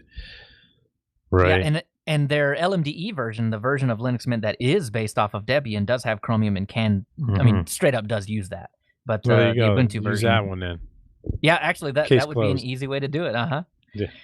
So the last point that I wanted to make is there have been a lot of good arguments one way or the other, right? I mean, Clem has made his arguments. It seems like if you go to the forum or if that blog post and just look at the comments, the vast majority of people on that blog are giving him the thumbs up for this decision. So it seems to me that Linux Mint users, by and large, not all, obviously, you can't paint with that wide of a brush, but people that are involved are okay with this. And if you go to Reddit, check out the posts that are happening over there. By and large, most of the people are okay with this. So it seems like that's the general consensus of people that actually use Linux Mint, by and large, just don't care. But it's from the outside looking in. So there have been a lot of arguments going back and forth. And like I said, a lot of them are pitch perfect, right? I mean, coming from your point of view, it's a good argument. The one argument that I have heard that I have to say something about it, because I think it's got to be one of the most asinine community killing arguments that you could possibly make, which is the fact that since Linux Mint does not like snaps, then why don't they just get off Ubuntu altogether? That argument is the same type of argument that has caused the fracturing of communities over time. And it tends to be the same people that complain about why don't they just write software? Why do they just keep doing distributions? Why don't they just come in and be inclusive and just come in here and do all this kind of stuff with us and just do it together? Because of arguments like this, because you see people saying, get off my lawn. You don't agree with me? Fine, get off my lawn. Don't use this software. But that's not how FOSS works. If the software is there, you can take it and change it. And this is the whole crux of the open source software movement in general. And over the past 20 years, the one thing that I know about FOSS and that I know about open source in general is one phrase, and that is, if you don't like it, fork it. And so they did. So the argument that, get off my lawn, it's just not applicable. They can disagree, and everything will be fine. You're just telling those people fork you? It's already been forked. It's all forked up. So that's the deal, right? I mean, it's fine to say that Linux Mint is wrong in this decision. There's nothing wrong with that. But when you say Linux Mint is so wrong they shouldn't even be using this, then you've gone too far, in my opinion. That is what fractures communities. So off my soapbox now. Oh, wait. Hold up. On your soapbox, who in that, or who's the person, like, who is the who that is saying that? Is it the developers or the community or both? It was on a branded prominent podcast that could be construed as the official word.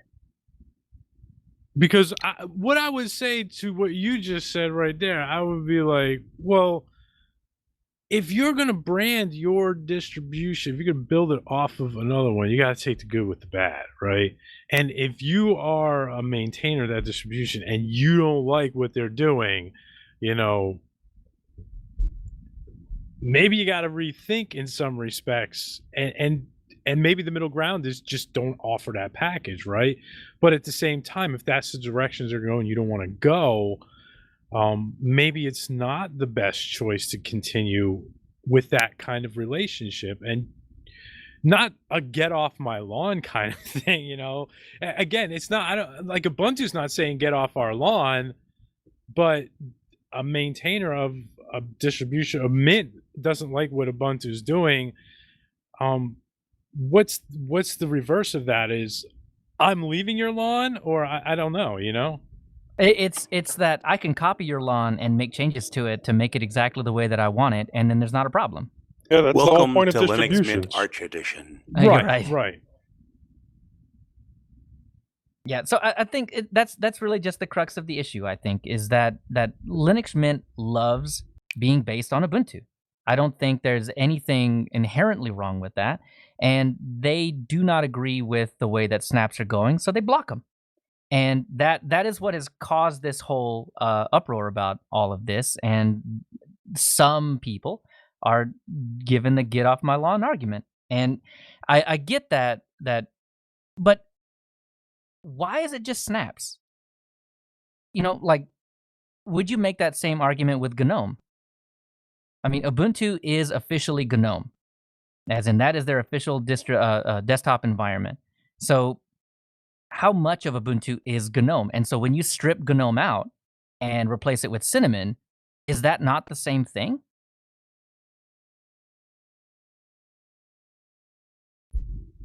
I don't. Okay, so where I would kind of tend to see a difference in that, well, I mean, this is probably splitting hairs, and it's not really a difference.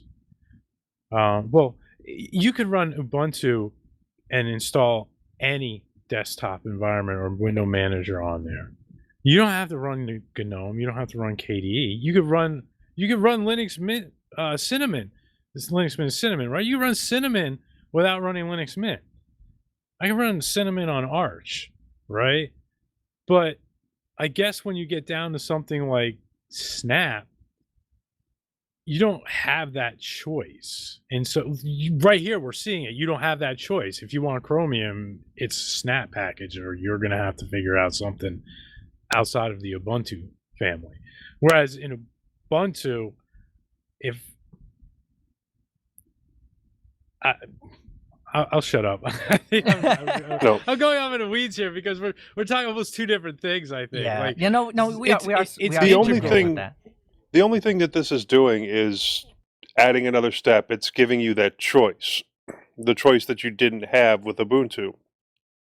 So that automatically installs Snapd when you try and install Chromium. I'm sure that's going to expand to some other application eventually. All this is doing is making sure that you're informed before you install Snapd. So I don't see the problem is. Yeah, and I mean they're offering you the Flatpak store in the first place. So I mean most of the software, Chromium excluded, obviously, is still available to you through Flatpak. So you can still get a hold of a lot of the things that Snap was offering in the first place. Also not Tiberian Sun and Red Alert 2. So yeah, that's why I install Snaps. But either way, I think it's much ado about nothing. But I think we damage the conversation when we say that. I mean, obviously that's my own opinion. I don't represent anybody, but it's the same argument. I think with a little bit of sugar on it. That is like, why are you doing a new distribution when you could just be coding? Well, that's not what they want to do. Yeah, the other argument has been, do we really need Linux Mint because we have Ubuntu and this is based on Ubuntu? Oh, and we have Ubuntu Cinnamon now too, so do we even really need Linux Mint? Exactly, but Linux Mint does have an ideology of its own, and that's the whole point. Yes, they do use a lot of the work that's already been done by Ubuntu, but why reinvent the wheel? Yeah, okay, exactly. Here we have there's a 10-year-old kid we've spoken of very highly, and the people at that name brand podcast have spoken of very highly, that Ubuntu has already canceled Unity Desktop. But here's a 10-year-old kid that's making a new Ubuntu flavor with Unity Desktop. Nobody's screaming at him. Yeah, I don't know. I think overall, it's probably not going to be that big of a deal because most people aren't going to care too terribly much. But still, yeah, I think that's right. I think forking in general should be encouraged, and it should never be discouraged, I think. Well, I could make a comment against what Moss said, and I agree. Nobody's complaining to the kid about this. Well, it's also when Red Hat does something with Fedora, you don't see people going up in arms about when they change to DNF. And you see other distributions making, I mean, look at the turmoil that happened with Solus when Ike Doherty left. I just think that for some reason, people just have a bend against Canonical for whatever reason it is. Well, PC Linux OS changed from apt to something else that basically was a script of apt. And while there are only a few people using PC Linux OS, there was a scream going up about that at the time until people got used to it. And there's still people not using PC Linux OS because they switched to that script. Yeah. So the shareable bite is just be nice to each other, guys. The best thing about Linux is the community. Let's keep the community nice. True that. You know what? It's an interesting thing that you brought up. Do you think, what your statement was, why don't people get up in arms about Fedora when they make changes, like from Yum to DNF? And, I know that there was a lot of turmoil about apt D and Pulse Audio and all these things, but I also think, is it possible, like, people look at Debian and Ubuntu as more community-based distributions for the community, as opposed to like Red Hat, CentOS, and then Fedora is like a community arm of Red Hat? But really, do they have, like, is that going to matter if Fedora users are like, no, we don't like it? Is Red Hat going to turn around and say, you're right, we're going to scrap all our plans and all this development and all our engineering power that we put in is making these changes for you? What about Debian and Systemd? Well, that's what I meant. Systemd, not apt-D, Systemd. But that's what I mean. Like there was a lot of outcry about that, but was there much complaint? Was primarily a Red Hat thing, and there still is complaint. Debian is still very deeply divided. Yeah, and there are a number of distros out there that are making Systemd-less versions of Debian. Yeah, that's Dev one. And the biggest thing about that, even has it where you can pick whether you're using Systemd or not. Yeah, but that's what I mean. Is it because of Debian is seen as more of a community-based distribution that you hear a lot of that Ubuntu as follows? You don't hear that much outcry in the Fedora community when stuff like that changes because it is more shackled to Red Hat. Well, I mean, you could say the same thing about OpenSUSE. I mean, the only reason why I picked on Red Hat is because they're the only other corporately sponsored distribution. I mean, Red Hat started out as the same as all the rest of them, Debian and Slackware and etc. But they actually had the business model of instead of selling the software, they're going to sell a service to manage the software. And I mean, I don't know. I don't know. I think it's just people just having an irrational disgust or hatred towards Canonical, maybe because they're more in the limelight. Because really, when you think about it, how often do you actually hear news about Red Hat as far as Fedora? Because basically, when they took CentOS in house and they brought the Fedora in-house, the only difference as far as the community goes is they're no longer doing it for free. Red Hat or IBM is paying them to do it, whereas Mark Shuttleworth started Ubuntu. Started Canonical. It wasn't a community distribution. It wasn't anything. Basically, Mark Shuttleworth said, the state of the Linux desktop is, I'm not quoting him, but he just looked at it and said the state of the Linux desktop is not very functional. I mean, we all have been there. And I think when he started it, he's like, okay, well, I'm going to Debian. It's one of the oldest and the most understood distributions, so I'm just going to build on it and, create Ubuntu in its likeness. And I can't remember that many years back to know what people's feelings were that they forked, Debian.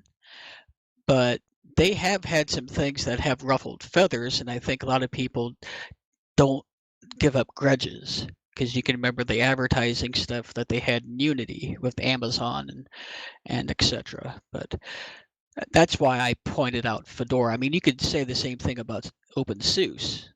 I mean, OpenSUSE can make changes to something, and they're corporately backed and have a community. Right. But that's just my 2 cents. Yeah, all good points. But we got to move on because we are running out of time. So this might just leak into the rest of Telegram and Discord and Twitter and everywhere else. It seems like the argument won't ever stop. But I think that's good. It's good to have the conversation about that. So anyway, kernel 5.4 is available in Linux Mint 19, just in case you need that new kernel goodness. And Ubuntu will be certified for Lenovo laptops and servers. So throw another one on the pile for hardware that is supported out of the box. Yep, you can now order ThinkPads and their workstations with either Ubuntu or Fedora. Nice. And Moss, you have an update for us on this whole apt-get thing. Oh, yeah, I do. We talked about how the developer for apt-get was interviewed a very long time by Microsoft with the potential dangle out there of him getting a job, and then they totally ignored him, and he claims that they wrote their new packet program manager based on his, and Microsoft came clean. They did. Andrew Klinick, the group program manager at Windows, was quoted as saying, "Over the past couple of days, we've listened and learned from our community, and clearly we did not live up to this goal. More specifically, we failed to live up to this with Kvan and apt-get. This was the last thing we wanted." So they wanted to be all open and in the community, and they clearly did not do that. And they have owned up to it. So Microsoft loves Linux. That's a good change, though. It's really good that they brought that out and made sure that to shed some light on his name and make sure that he gets some credit. That's awesome. So last up, we have SpaceX sends astronauts to ISS using Linux. Now, this is interesting. Anybody know much about this? I put it in the show notes. It was just something that came up in one of the things I was reading, and I just thought it was cool that SpaceX were using Linux rather than any other software to power their new spacecraft. Woohoo! That's There's awesome. a link in the show notes. So Linux is on your TV, on your desktop, on your laptop, on your set-top box, on the internet, behind your server, behind everything, and now it's in space even more. Well, it was already in space because the ISS, as Moss points out, has been running Linux for years, and there's loads of Raspberry Pis on the ISS as well. But according to the article, SpaceX switched about 3 years ago from using Windows to some unstated version of Linux. Yeah. Nice. But I think this is actually the first time a spaceship going up to the space station has been run on Linux. Very cool. That's so awesome. Well, that'll wrap it up for the news, which means that we get to head on down to the security update.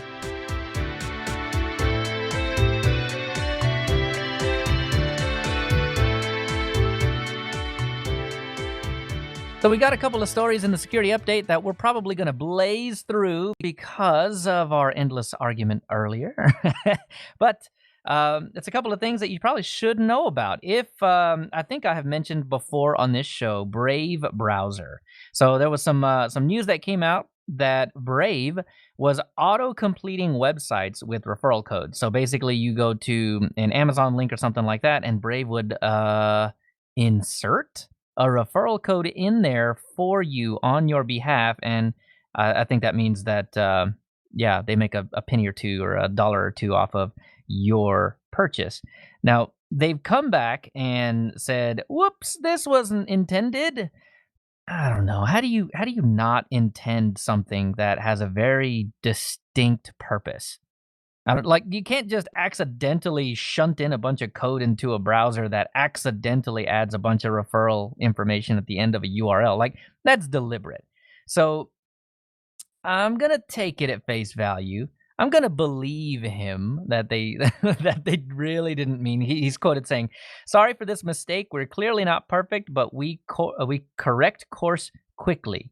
So as of the writing of that article, they hadn't fixed it, but I don't know if it's actually been fixed yet or not. So if it needs an update, we'll update you on the next episode, or we'll probably tweet about it or something like that. But it's not that huge of a deal, to be honest. I mean, it doesn't change what you're seeing or anything like that, but it does make Brave some money. So if that's not for you, then maybe you want to uninstall it. They have they're in the works if it's not already fixed up now, but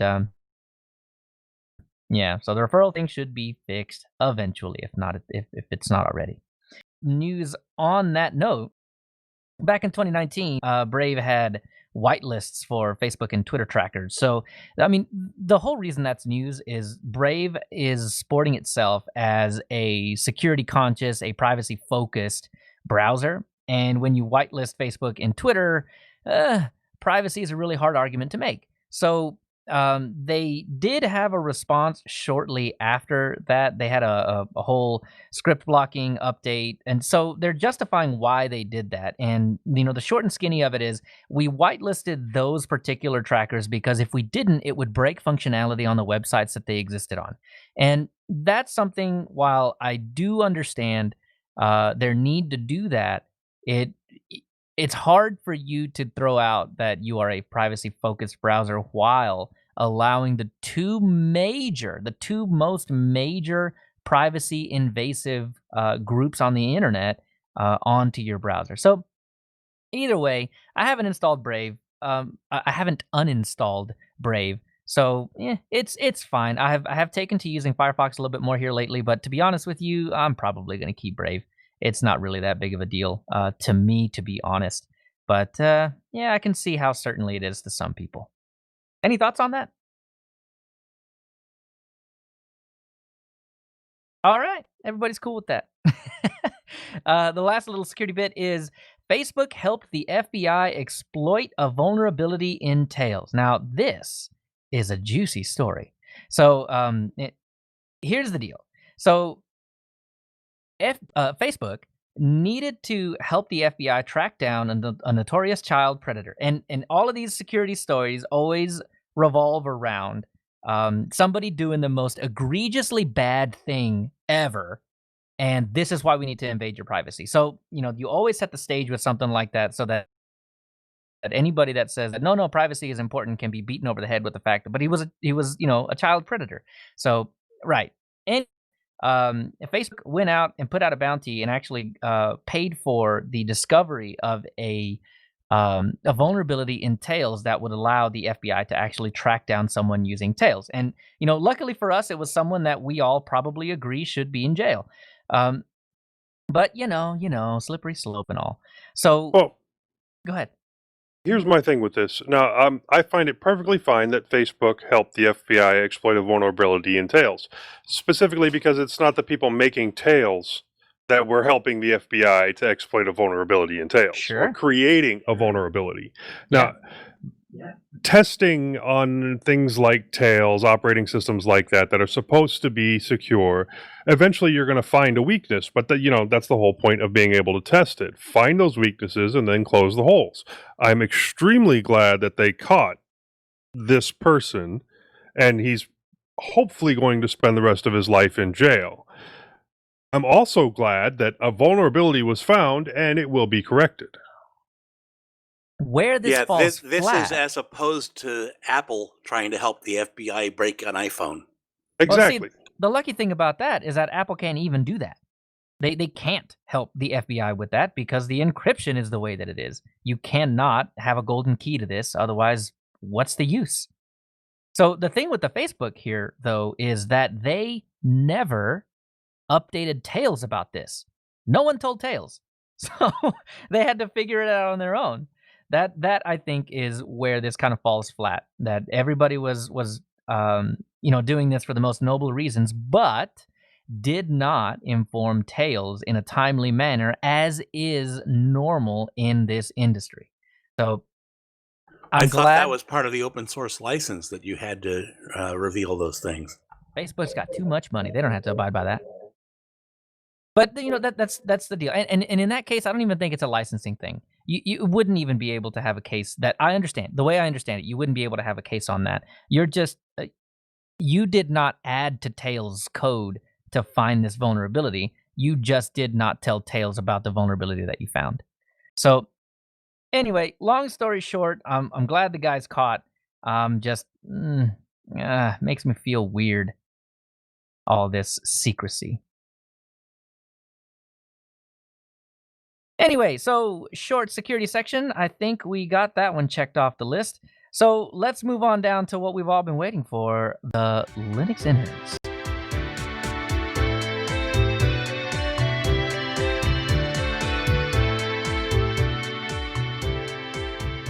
So in the Linux innards, we have our two special guests here on to tell us all about window managers. You'll hear a quick story about how bad I am about window managers as well. So I think the way that we're going to do this is Dale has got a lot of history on this stuff, and as we come up to each of the topics, I think Dan is going to add his 2 cents in as we move along. How's that sound? That's fine with me. All right.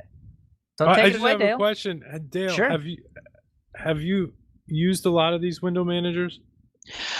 I have been using some for maybe an evening or a few minutes here and there over the past, it's been 3 or 4 weeks. Okay. But many of these that we'll talk about, and I will mention the ones that I used a lot back in the late 90s into the early 2000s. Oh, awesome! So then we're on the same page then. Yeah, you may. I know from Tilts you've been talking about the ones that you've been using, so you may have more recent, relevant, experiences with them. But I have poked around with the ones that I used to run, and some of the ones I used to run, I look at them, and I was like in there for like 5 minutes, and I'm like, No. How dare you? I mean, some of them. I mean, I don't want to get too far ahead, but it's like I looked at Black Box last night, and I'm like, really? I used this? So I mean, nothing against. I mean, it's just different. It's a different mindset, because this is one of the things I was going to get into when we start talking about this. Is for anybody that's listening that's new to Linux, is you have to remember the era that we lived in. We're talking about, like, for me, an example. I started in 1995 with Linux, but I've been using computers since like '86. And you look and it's like, okay, and I was trying to remember the computers I had back then. And I think like the first computer I installed Linux on, I think the very first one was, I think, like a Pentium 90 with like a VGA graphics card with no memory on it. It's basically like a frame buffer, and using FVWM. But when I seriously started using it as, a replacement for Windows, I think I was on like an AMD K62, maybe a 400, 500 megahertz with maybe 8 megs of RAM, 16 megs of RAM or something like that. And you had these, 14-inch CRT monitors. So, and you also have to remember what Windows looked like back then too. So the thing was, it was just different looking. I mean, you open up something like AfterStep, or you open up something like E, and you look at it, and then you compare it to what Windows looked like back in the day, and you're like, wow, this is such more modern looking than Windows. But now you look 20 years later, and you look at AfterStep, and a lot of those still hold their own even today in 2020. But you look at some of these, and you're thinking, wow, we really have come a long way. So tell me a little bit about compositing, just to kind of get this whole thing started. What is this?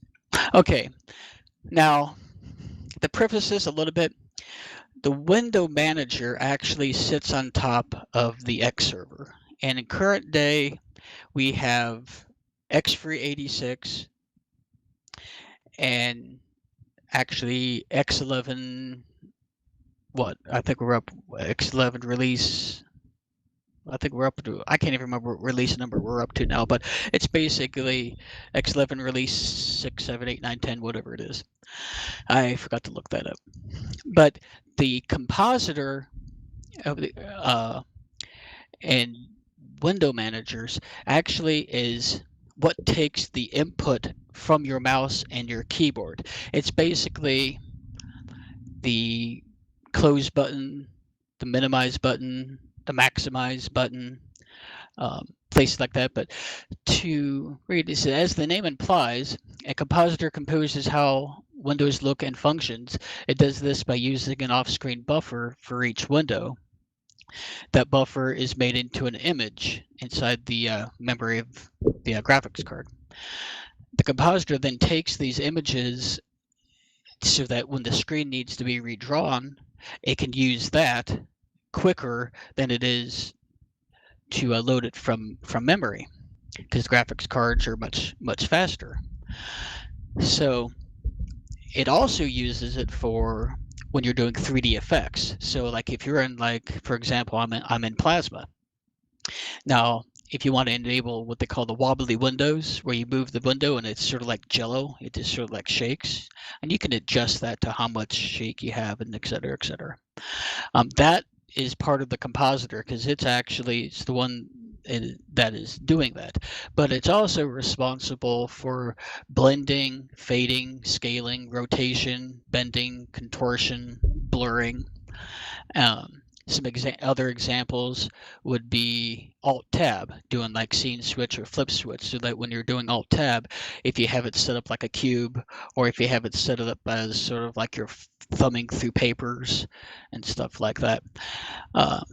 One of my favorite effects, this dates back to the 90s. I don't really use it too much now because we've got, 30, 40, 50-inch, computer monitors now.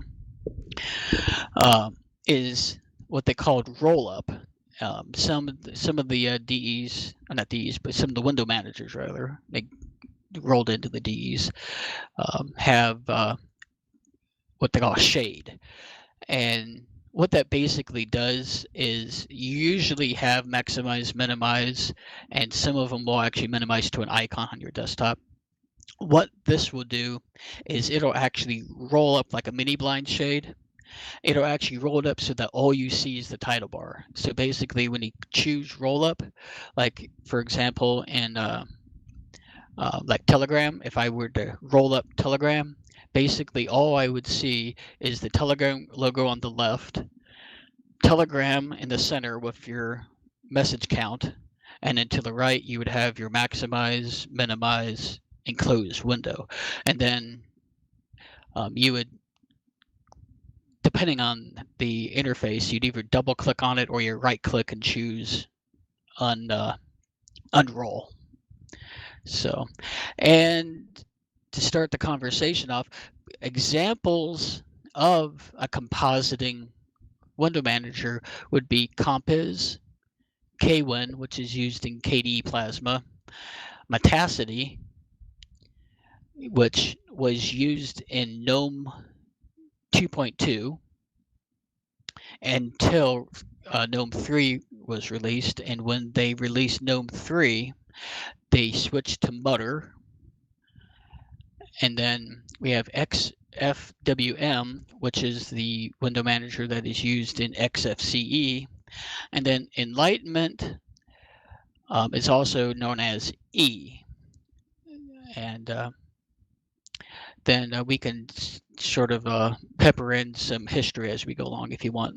Yeah, for sure. I think the one that I really wanted to bring up was the fact that Mutter, right, is used in GNOME 3, and that is what Cinnamon's compositor is based off of, Muffin, right? Yes, actually, as we go through here, I'm not sure if it's in the stacking or if it's in the tiling, but there's also another mention in here because a lot of this is blurred over to me since I've worked on this for 3 days. Some of it I haven't committed to memory, and some of it I have to go searching for because I can't remember which one it's listed in. But I think Cinnamon is also mentioned in another one. But yes, Mutter replaced Metacity in GNOME 3, and Mutter was sort of loosely based on Metacity, but what they did was the graphics renderer that it was using was replaced with OpenGL. And I don't know if I have this listed in one, like I said, in one of the other paragraphs on here, but OpenGL, I believe, if my memory serves me correctly, was a joint project. I think, I can't remember if it was Hewlett-Packard and Silicon Graphics. One of the two of them was actually the one that created the OpenGL platform, I think in the mid 90s. I'm thinking maybe 93 or 94. But that's what they switched to from GTK. Even though they still use GTK, GTK Plus was actually the rendering engine that they were using. Otherwise, they still use the GTK framework. Nice. Well, I love the history, but I don't know that we'll be able to get to it all, to be honest with you. So, what is how do window managers fit into all of this? What is a tiling window manager, and all of this stuff? Why do I need to know this? It's more of what they call workflow, and I know some people do not like that phrase or workflow. Basically, what it is how you use the computer. Now, like in compositing, you have a window, and it has all the decorations on it. You have your maximize, minimize. You have, to interact with the window. You can resize it, etc. And then you can overlap them. So you can have like me right now and sitting in front of my computer. I have Mumble to my left, and then underneath Mumble is Audacity recording this, and then I have Firefox, and then to the right of that I have Telegram. Now Mumble is over top of the top corner of Audacity.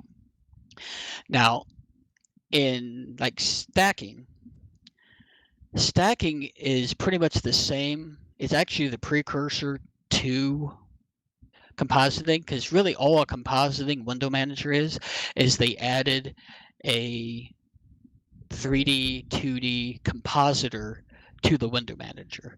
So basically when you go through the history, and this will be in the show notes for anybody who wants to read through it, all this, you'll find that a lot of the window managers basically were the same window managers before, but they just didn't have the compositing in them. So a lot of the stacking window managers, like for example, I think it was Windows 2 through Windows, it's in the notes here, but I think it's Windows 2 through I think Windows 98, I believe, or even Windows XP, did a stacking window managers, which basically means the same thing as the compositing, where they can overlap. The only difference is there's no 3D acceleration, there's no 2D acceleration. It's basically a very flat. If anybody's old enough to remember what Windows 3.1 looks like, or the old classic Mac, when they had the what they call the bubblegum Macs, where they're all multiple colors, and that's an example. And then the last one is like tiling, and tiling is sort of what a lot of them say is like the hardcore interface, where some of them you do not use the mouse. You basically have keyboard commands, and some of them you use the command to open up a window, and it takes up the entire screen. You open up a second one, it's halved. You open up a third one, and depending on how you have it configured, and in some of them you don't have a choice. But in any case, the left side of the screen would be half the screen, and then the other two windows would be half of themselves. And then you open up a fourth one, now you have four equally sized. You open up a fifth one, then two of them halve again. So it's basically, you can see everything you're working on at the same time without having to move this window out of the way or select this window and all that. So it's basically how you want to interface with the computer. So one of the things that I think I had realized when I started playing around with i3 is what you're describing, right? Like you open up one window, it takes up the whole screen. You open up another, and it halves and halves and halves and halves. That's actually very valuable, especially when you have really not a whole lot of screen real estate, right? I mean, if you think about the budget laptops you can grab off the shelf, at any Walmart for $199 or something like that, then screen real estate is at a huge premium. And a lot of the things that we know today, like Cinnamon and GNOME, take up a whole lot of space with just extras. So tiling window manager seems like to me is just kind of the act of removing all the superfluous stuff and giving you the maximum amount of screen space.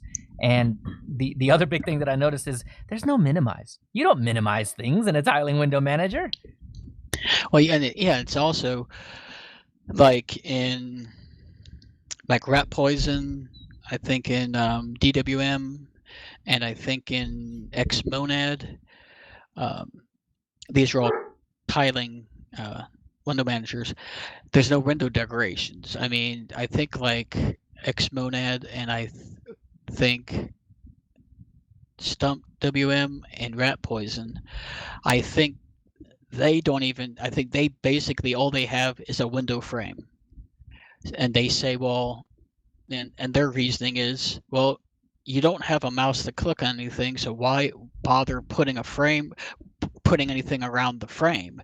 So you basically, and when you look at it, it's a modern, up-to-date, a lot of these were updated within the last couple months, but when you look at them, there's no difference between looking at a modern, computer, in 2020 compared to the Xerox Alta in 1971, which was the first tiling window manager, first computer designed to use a mouse and a tiling window manager. You put the two of them side by side, and you can't tell them apart. So this goes to show you, how minimalist you can be and still be productive. Right. So Dan, tell me a little bit about this. What do you use one of these tiling window managers or a window manager in general? I'm not a big fan of tiling window managers. Ooh, okay. Myself. I mean that's just my workflw. Already shots fired. Yeah. Now correct me if I am wrong, Dale. By and large, most of the window managers, when you think back of the start of way back in the 90s, were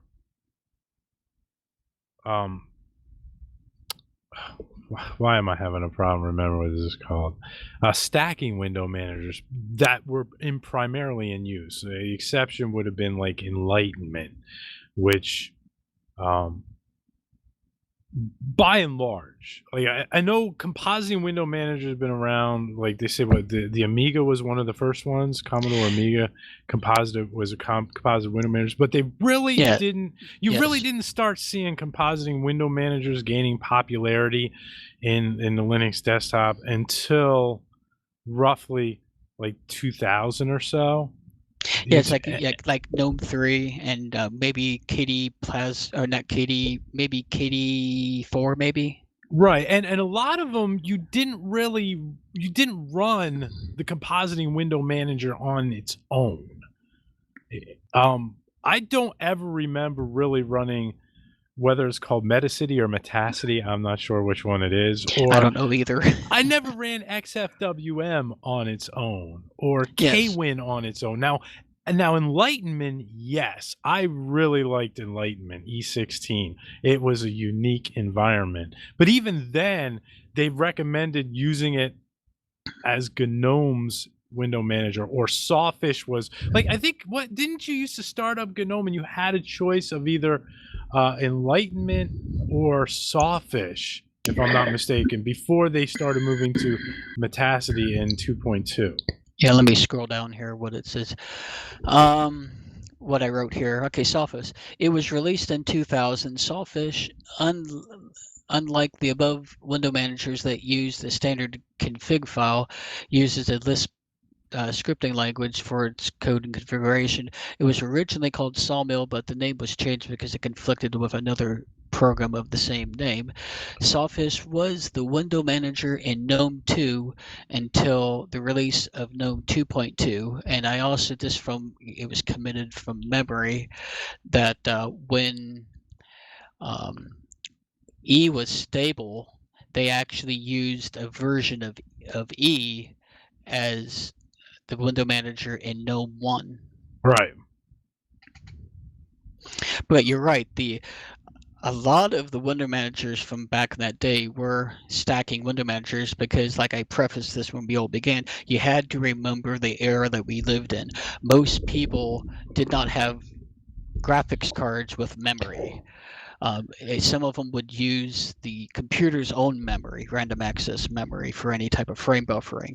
It really wasn't until you got into the late 90s, into the early 2000s, when the Voodoo 3s and NVIDIA started up, that you actually had video cards that had memory on them. And that was the problem with the stacking window managers, was the fact that there wasn't a graphics processor to process all the information. So basically you were having the CPU having to render all the windows while also taking input from all the hardware, taking input from your keyboard, taking input from your mouse, et cetera, et cetera.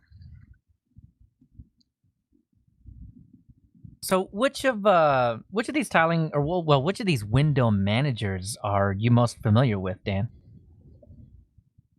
I'm currently using Window Maker and Fluxbox and OpenBox and I just was using Ice Window Manager before I switched back to Window Maker a few weeks ago.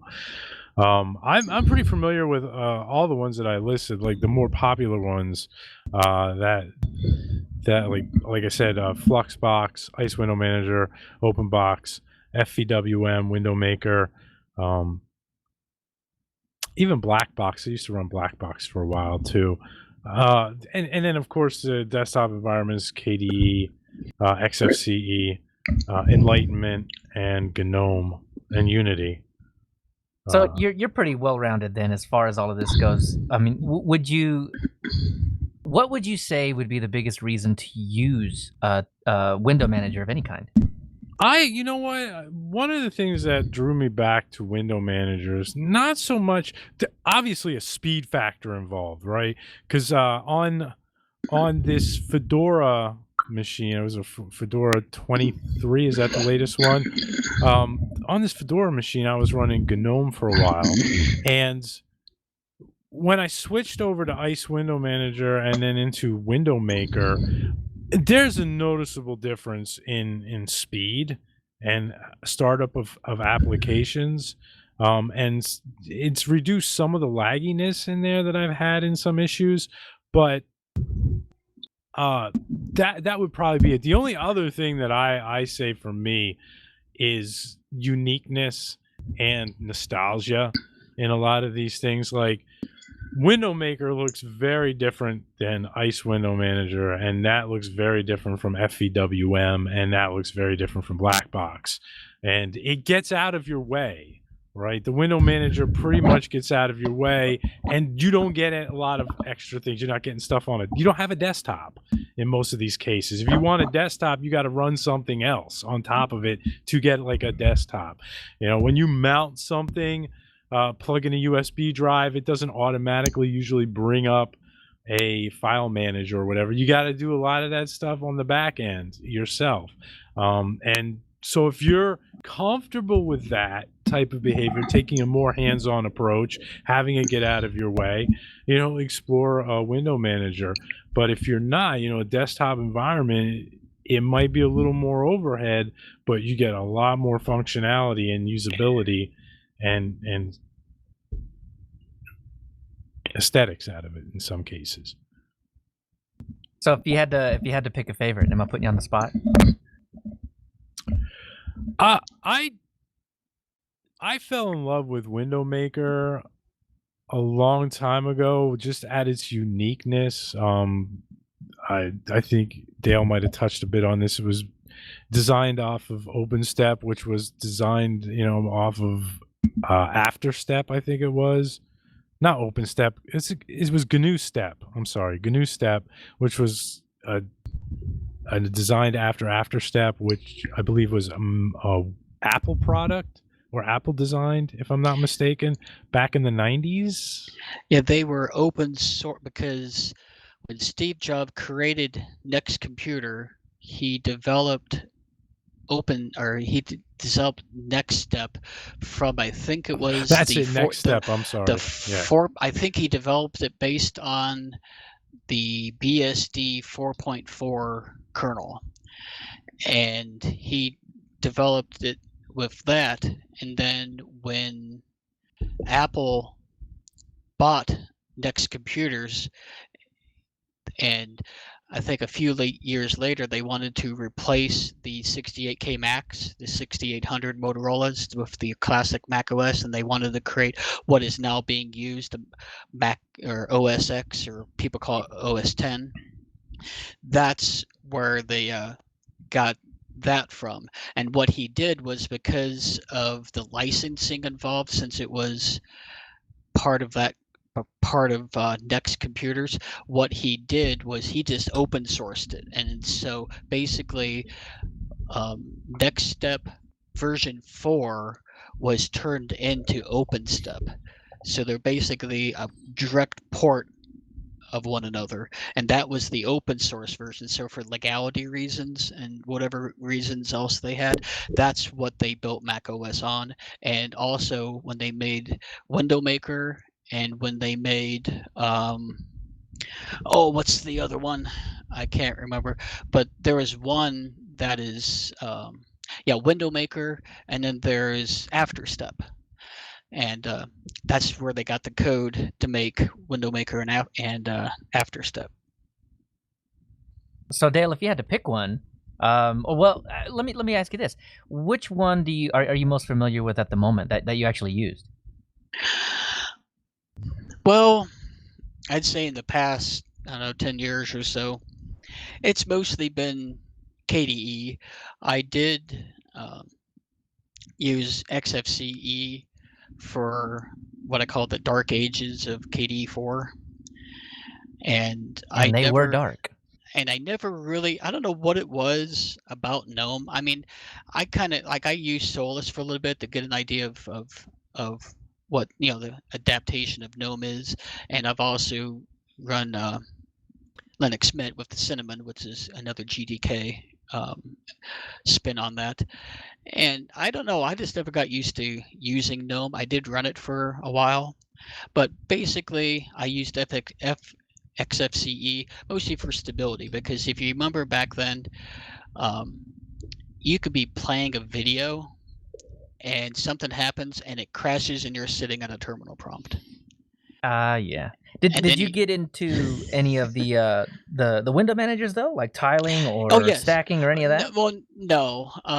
I've tried them before many years ago, and it was more of the fact of having the notepad on your desk and saying, okay, I want to move this window. Okay, that's going to be meta key, arrow. Okay. Oh crap, I had the wrong one. Okay, tab. Okay, meta key. And it was just basically, I never was patient enough to know it. Like if you watch like a YouTuber, DistroTube, Derek, you watch him using these things, and I tell you what, you could not use a mouse fast enough to keep up with him. Oh, absolutely. He can open up windows and move them around because he lives it. That's all he started out with the Ubuntus and all that, and he switched over to the tiling, or the tiling, and he's never looked back. And I mean, just watching him, it almost is as if it's not real. It's almost like you're watching a movie and they're just like smacking the keyboard, making it sound like they're doing something. But you're actually watching him, and he's like, yeah, we're going to open up this manager. We're going to open up this. We're going to open up this. And you're just watching it on his screen, and it's just like bang, bang, bang, bang. Yeah. So like Dan, power Emacs users.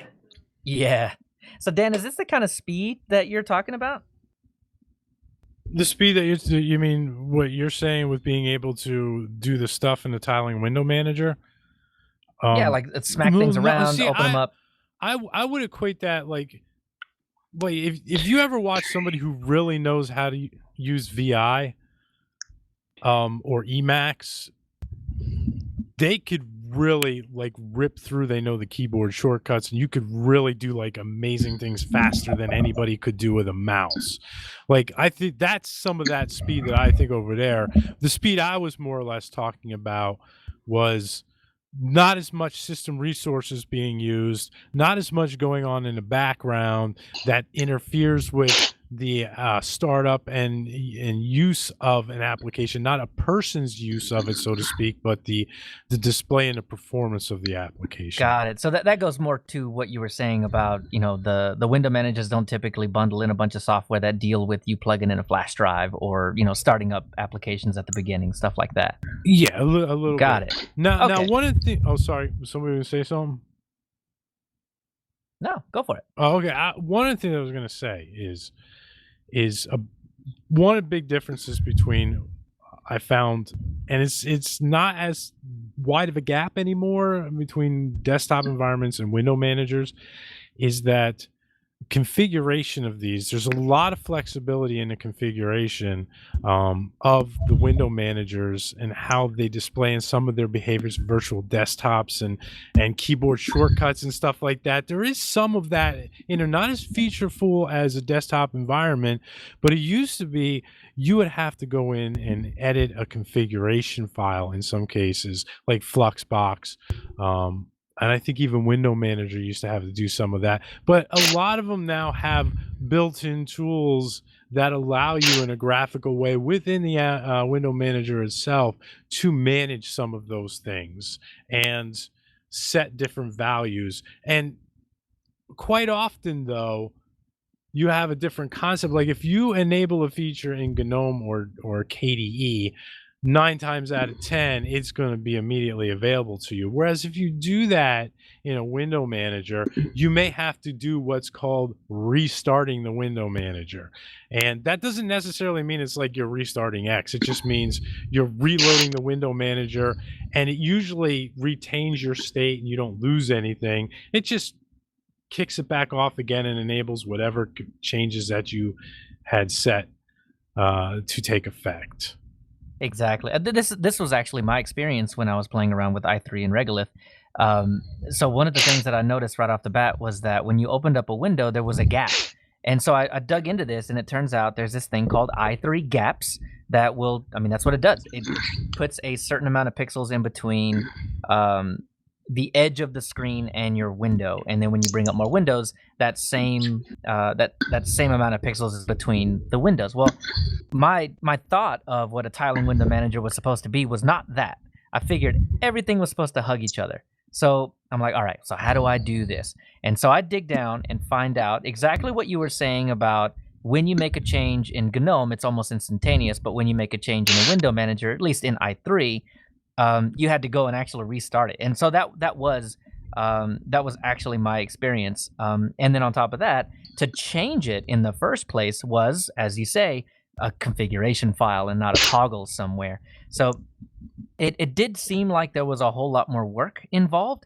But yeah, as I got more used to it, I think Dale mentioned it as well, that you have to get used to the key bindings to be able to move things back and forth. And as the guy on DistroTube does it, he's got those memorized. And as I was starting to remember, okay, yeah, so super shift left, super shift Q, and super space, and all of that kind of thing. The more I got comfortable with that, the more I could really see the speed aspect come out of that. So I really enjoyed them overall, as far as that goes. Yeah, absolutely. And the thing that's great about all these is they're just an installation away from your package manager. I don't know if there's any that are in Snaps. I don't think in Snaps, but they're just an install away, and then you log out, and when you go to log in again, you click that little button, whatever display manager that you're using to log in with. Usually gives you an option of which environment or window manager you want to use. You can test any of them out. That is easy. Now, if I could interject, if you're using Linux Mint, all you have to do is go to the Software Center, and you, in the search box, just type in Window Space Manager, and you'll see a list. I should have had my spare laptop turned on while we're doing this so I can read them off to you. But if my memory is correctly, I think in the software repository you have AfterStep, you have Window Maker, you have IceWM, you have Enlightenment, I think you have Blackbox, and I think you have Fluxbox.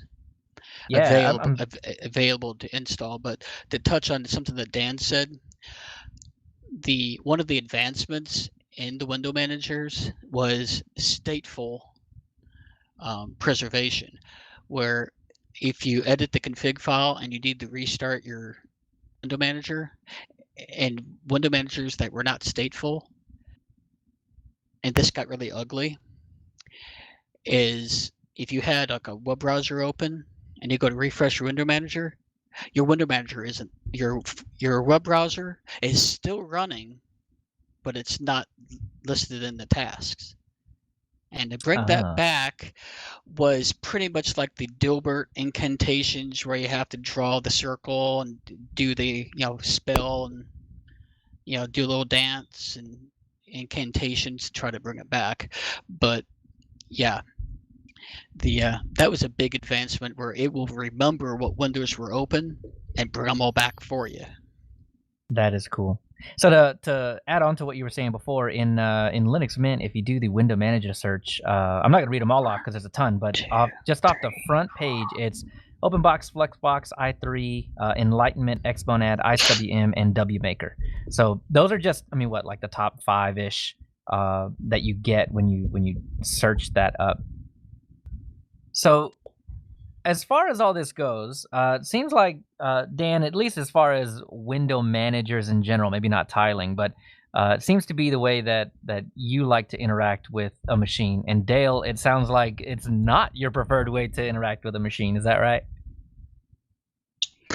Even though I'm what I consider like the command line commando, where it wasn't until, honestly, the past maybe 2 or 3 years that I actually started using GUI update managers and etc. I was still doing everything at the keyboard.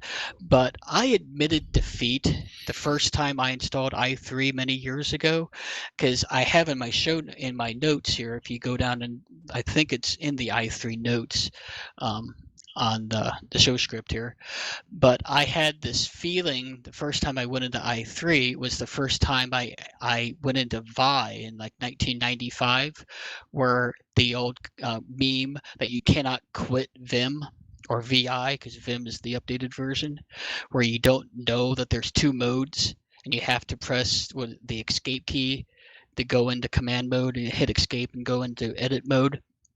That's the thing with i3. When you first install it, you have no menus, you have no icons, you have nothing. You have to know the command to open even a terminal. Yep, and that was actually my experience. I had totally guessed that super key and something would do stuff, and it turns out that it did. But yeah, like pretty quickly, I was just like, all right, where's the cheat sheet? I need that. So that's basically how I did, because I came, from the Windows world, because I still was running Windows at the time, and that's basically was discovery, because I knew like Windows key E and then Windows key L locks the screen, and Windows key F, or this find in Windows. So that's basically all I did was I go, okay, I just started smacking keys, holding down the super key until I finally got it to do something, and then about a couple hours later, I'm like, okay, apt remove i3. Well, so this has been an amazing conversation. I wish it could go on forever, but I think we've got to move on. So Dan, I'm going to give you the final word about this. Tell me whatever it is that you didn't tell me during this segment.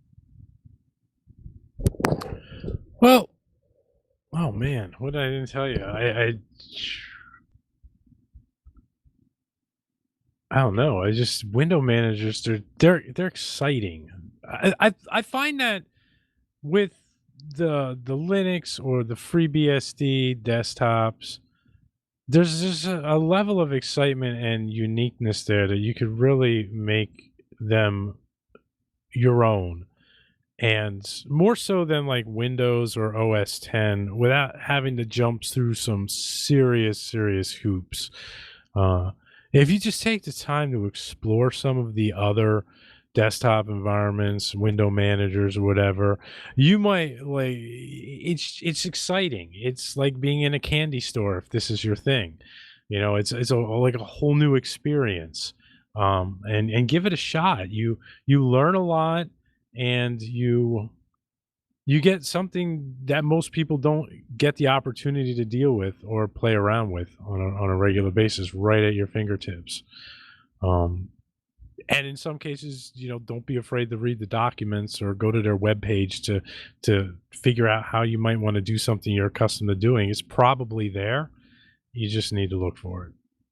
Definitely. Well said. So I want to echo all that. I mean, it was fun. That was the thing that I took away most from playing around with Regolith, was that it was fun to me to, like, shrug my shoulders and not know the answer again to a lot of these things, right? Like, how do you shove a window to the left-hand side of the screen and then make it only take up a quarter of the screen? You have to answer those questions for yourself again, where, we know how to use a mouse, we know how to resize a window or something like that, but put yourself in a situation where you don't have a mouse, or where it would be advantageous to you to not have a mouse. And, I tried to come up with a good reason for myself to use i3, and I thought I was going to have trouble doing it, but I actually didn't. When I'm on my laptop and I am able to, when I get into the flow of something, when I get into typing something, but I want to swap windows and do something else, the last thing that I want to do is take my hands off the keyboard. And because of that, this immediately opened my eyes to the value of what a tiling window manager can bring to the table, or any window manager, one that kind of eschews the mouse for something else. And it made me laugh because you guys both put Rat Poison on the list of window managers, and I got to looking at that one, and yeah, the reason they named it Rat Poison was because they killed the mouse, right? And so that, I think, is just, it's really valuable. If you have speed as one of the things that you want out of controlling your desktop, then it is really, really worth your time to check out a window manager, or even a tiling window manager, floating window manager, whatever it is. But yeah, get a taste for it, because it might actually make your workflow, or make what you do on a day-to-day way, way better. So the last thing that I wanted to say, go ahead. Could I ask one question? It's kind of semi-related to this, but it's been a while since I've used Cinnamon. And I'm curious, one of the things that has always been a staple for me for window managers and most desktops environments, except for GNOME, is out of the box they have virtual desktops. And GNOME, if I recall correctly, I think maybe has one or two. They don't make it easy to add new ones, and I like to have 5 or 6. Does Cinnamon have multiple virtual desktops out of the box? I think 4 by default, and then you can just scale up as you want. All right. I think. I don't use a whole lot of them, though, so, yeah. Yeah, it does have 4. Nice. Oh, good. So my... Super key and left and right. There you go. We call those workspaces. Ah, that's it.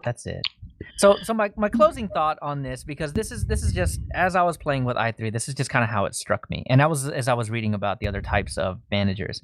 Seems to me the biggest difference between full desktop managers, floating window managers, and tiling window managers is squarely sits on the idea of how much are you willing to interact with the mouse. If the answer is 0, then you probably want a tiling window manager. If the answer is all of it, 100%, then desktop window manager. And, somewhere in between, then you've got some choices. I was wrong. It's not super key left and right. That moves the windows around. It's control alt left and right. Ah, cool. As it should be. All right. So, any final thoughts on any of that before we move on? Yes, I just have one closing thought, and I know Moss had mentioned this, I think, sometime this week, and I wanted to mention it on the podcast. If you want to experience one of these window managers, but you don't want to install one on your machine, or if you feel like distro hopping, you can install Bodhi, which is BODHI Linux. And what they did was they took Enlightenment version 0.17 and made I think Moss could pronounce it better. Is it Moksha or Moksha? It's Moksha, yeah. The Moksha desktop. So if you really want to get a feel without having to install E on your own machine, you could probably put this in a virtual machine or boot it up off. I'm not sure if do they have a live CD? Yeah, they do. You can actually, there are two downloads, as Joe has mentioned before. There's the one download that is minimal, and then there's the other one that has all the apps and everything. And you can just do that minimal download. It takes only a couple minutes, and if you've got a Ventoy stick, which we'll talk about later, you can run it from the Ventoy stick. So yeah, so if you want to experience it, that'd be a great way to see what we're all talking about. All right. Well, that'll do it for our window manager section. That's a long one. I think the whole show is going to end up being really long. So let's head down to vibrations from the ether and see if we can't get through that pretty quickly.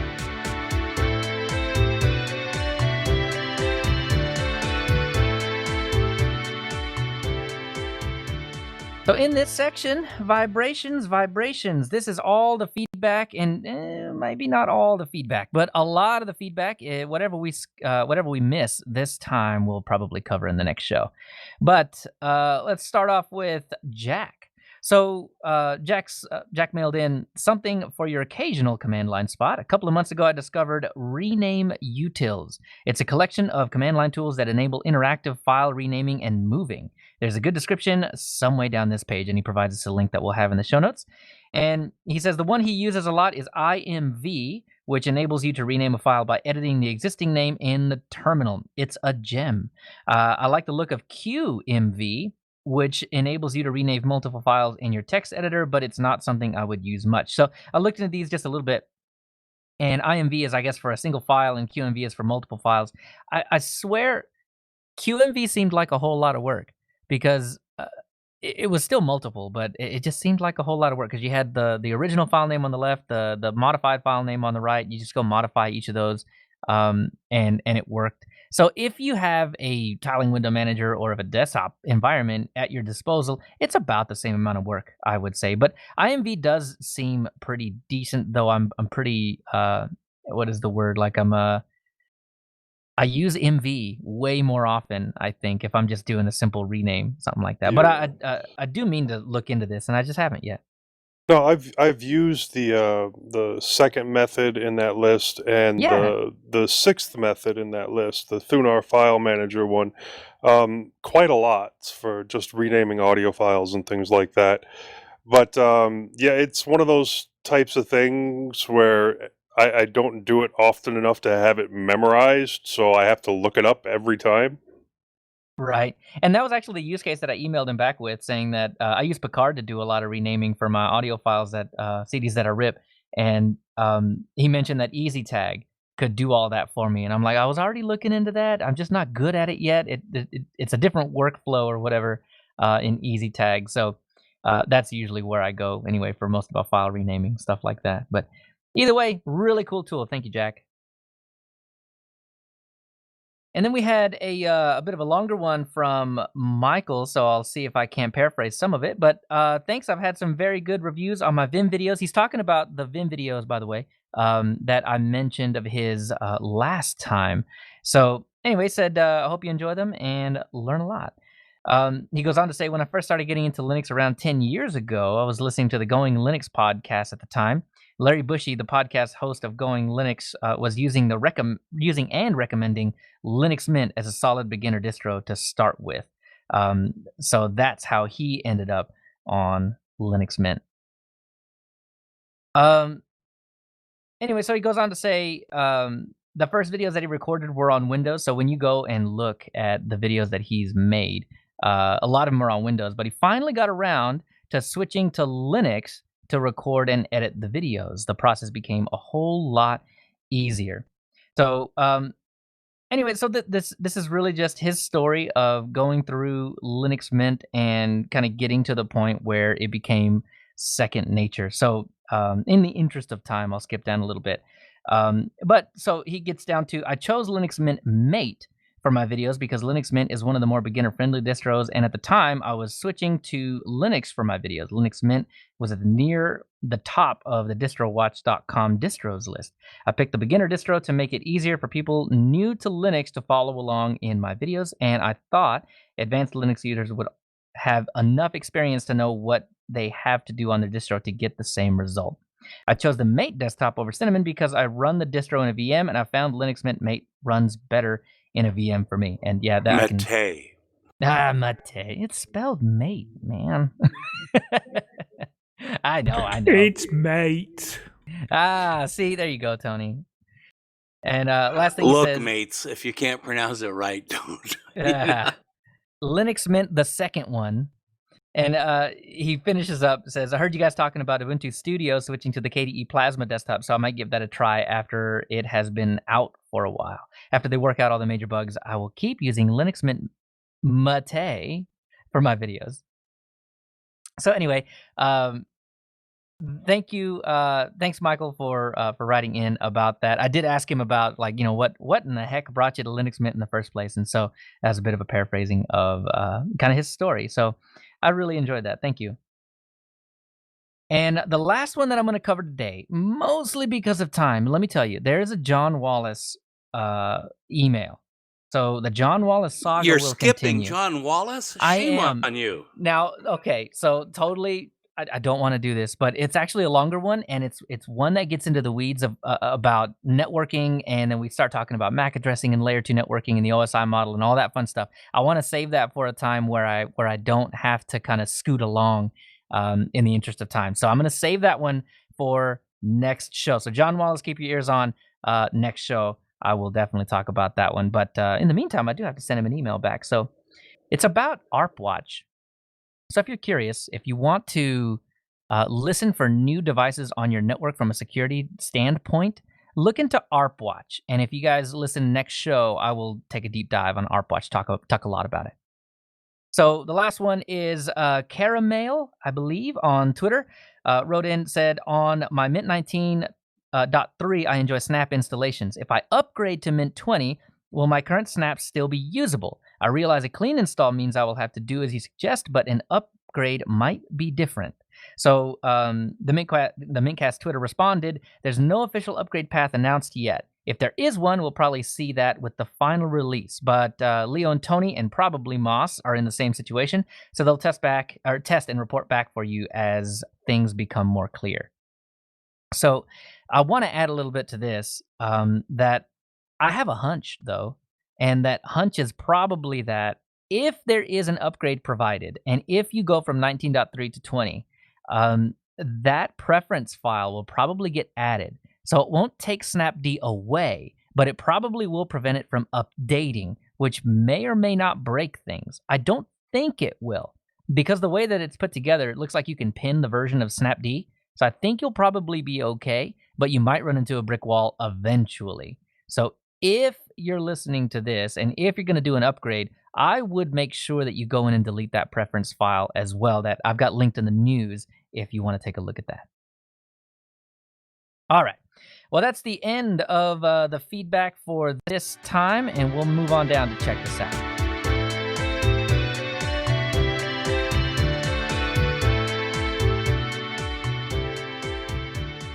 All right, so Dale, it looks like you got a couple of things for us. So tell me about what do you got? All right, let me scroll down there. One of the things that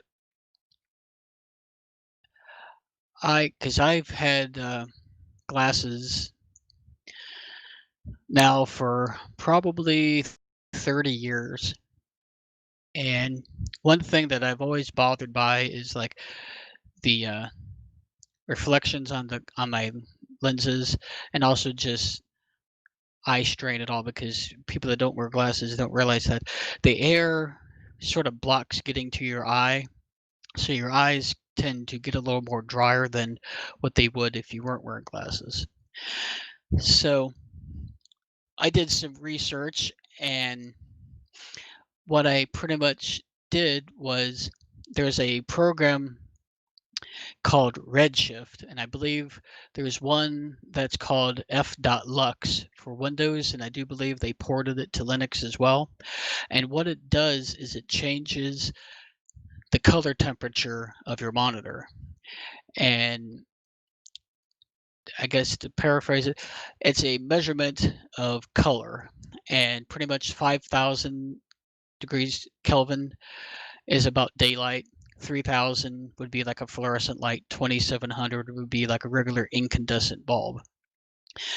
And the monitors are set for 6500. So they're like daylight, like broad daylight. And as you get into the later nights, like Tony is in the, it's getting into the early morning, you have that shining into your eyes, and then you want to go to sleep. Well, you've been bombarded with all this blue light, and your brain is thinking, oh, it's still daylight. We're not going to go to bed yet. And what this will do is you can tell it to start changing, and you could set it so you type in your zip code, or you could have it do geolocation where it knows, within a reason, your geographical area, to set when it starts lowering it. And what mine does is I go from 5000 down to 2700. And if you do try this, you will notice that your screen is a bit of a red hue. And a lot of people won't use it. And the problem is that they're looking at their monitors with a light that's still giving out 5000 Kelvin light. So basically, another suggestion that I have in the show notes here is you can buy, there's a brand, I'm sure other ones make them, but Philips makes a light bulb called the scene switch. And what it will do is it will switch between 5000, 2700, and 2200. And it's a regular light bulb, fits into a standard socket. It even is the shape, so you can put a lampshade on it. And the way you change it is you just turn it on, and as soon as the light lights up, you turn it off. Next time you turn it on, it changes to the next one. If that's the one you want, then you just leave it there for a couple seconds, and it will remember it. So if you leave the room, you turn off the light and leave the room and come back in, it'll remember that setting. And I'll tell you what, once you get used to the light, I have not had any problems with glare or eye strain or having problems going to sleep after looking at a bright monitor. So that's my tip. Very cool. I know Redshift is in the repository for Linux Mint 19 if you want to give it a go. It's actually pretty decent. And in Linux Mint 20, it looks like, well, actually, there is an applet now that you can add to Cinnamon to get that fine-grained control up there in the taskbar. So, yeah, check out Redshift. It is good stuff, especially if you're having trouble going to sleep at night. So, Moss, what is this about distro hopping? What? Not you. No, I never distro hop. Magic word, people. Ventoy, Ventoy, Ventoy. You know that I love checking out various distros, and I keep a box of USB sticks with various distros ready to go in case I need to change something or someone I know would like to try Linux. There are 10 color-coded USB sticks and 5 other sticks in my box. I've been looking for a way to use one large USB stick to install several distros. Either due to my lack of skill, bad software, or my hardware, I've failed to be able to use at least 3 different multi-boot apps I've tried. I mentioned that in the Linux Mint Telegram group, which is nice in that it includes a lot of users in India. My friends there told me about Ventoy, of which I had not heard a whisper among my American or UK friends. Of course, since that time, 2 or 3 other podcasts have covered it while we were waiting for this show. So anyhow, I looked into it. There's a GUI version for Windows, but there is a version for Linux. You install it by downloading and extracting a tar.gz file and following instructions. Not all sets of instructions you can find on this are complete, so we're going to try to help here. You'll probably want to create a Ventoy directory and extract the files there to keep things easy. You then open a terminal and cd to the Ventoy directory, and then you run this command for a simple Ventoy stick. Sudo sh ventoy2disk.sh -I/dev/sdx, and it's in the show notes, where SDX needs to be changed to the address of your USB stick, probably SDB, SDC, something like that. The complete command with switches, and I've got that command down there. There's 3 different switches in that. And there's a link to the show notes in the show notes to ventoy.net. I got lucky. I got Ventoy loaded to my Memorex USB 3.1 64 gigabyte stick on the first try. And there's nothing but fun from here on. You don't have to extract ISOs. You just copy the whole ISO to the stick. I mean, it tells you you're done, but it doesn't tell you what to do next. And what you do next is you just go to your ISO directory and copy as many as you want to on it. When you go to use it, you get a graphical menu for Ventoy with all the available distros listed. Select which one to load, and Ventoy does the extraction itself. Installing Ventoy formats the stick as exFAT, so you can't add Ventoy to a stick you're already using without losing the files on it. However, after installing Ventoy to the stick, you can use the stick to store other files and access them. Not every ISO has been approved for Ventoy. I found I can't use Farron OS, but I can use the latest Bionic Pup 64, Perl, any Ubuntu or Mint, SUSE. Calculate Linux can be installed using Ventoy, but cannot be run as a live disk. Also true of a few other distros determined by the distro, not Ventoy. So if you download a live disk version, it'll run as a live disk or install. If you don't get a live disk version, you can only use it for the install. But here's an extra thing. You can also install Windows ISOs from the same Ventoy stick as your Linux ISOs. Don't tell anyone, but I've got Windows 7, 8.1, and 10 ISOs downloaded and on my stick. For some distros, you can even set them up, add and delete programs, and the ISO gets saved with those changes. This is called persistence, and you can check the Ventoy site for more information on what has been tested, as well as lots more information on this app. Caution, the devs of Ventoy are not well versed in English, so checking other sites may be helpful as well, and I have a link for another good one. My current feeling is I should have 3 sticks, one for live ISOs, one for install-only ISOs, and one for persistent ISOs, which I've modified. I heartily recommend Ventoy with no reservation. I've posted pictures to our Telegram group of me running Bionic Pup 64, or well, we were talking about Bodhi earlier. I was running Bodhi off of my Ventoy stick. It's just fun. I've been meaning to try it out and I haven't yet, but I'm gonna. I've got a 128 gig stick that hasn't been used since I don't physically go to work anymore. So I'm gonna repurpose it for at least a little while, and it may just stay there. So yeah, for those of you still listening on the live stream, thank you for hanging out for the long haul. This was a long haul, and you know how I know it's a long haul. Tony reminds us that it's getting late in the old UK. So yeah, let's start to wrap this guy up. Yeah, my eyes are drooping. All right, well, let me tell you guys where when the next show is going to be, and then we can wrap this thing up. So that'll be the last announcement. That's the thing that we want to tell you. The next show is going to be Sunday, the 28th of June at 7 p.m. UTC. I put it first. You're welcome.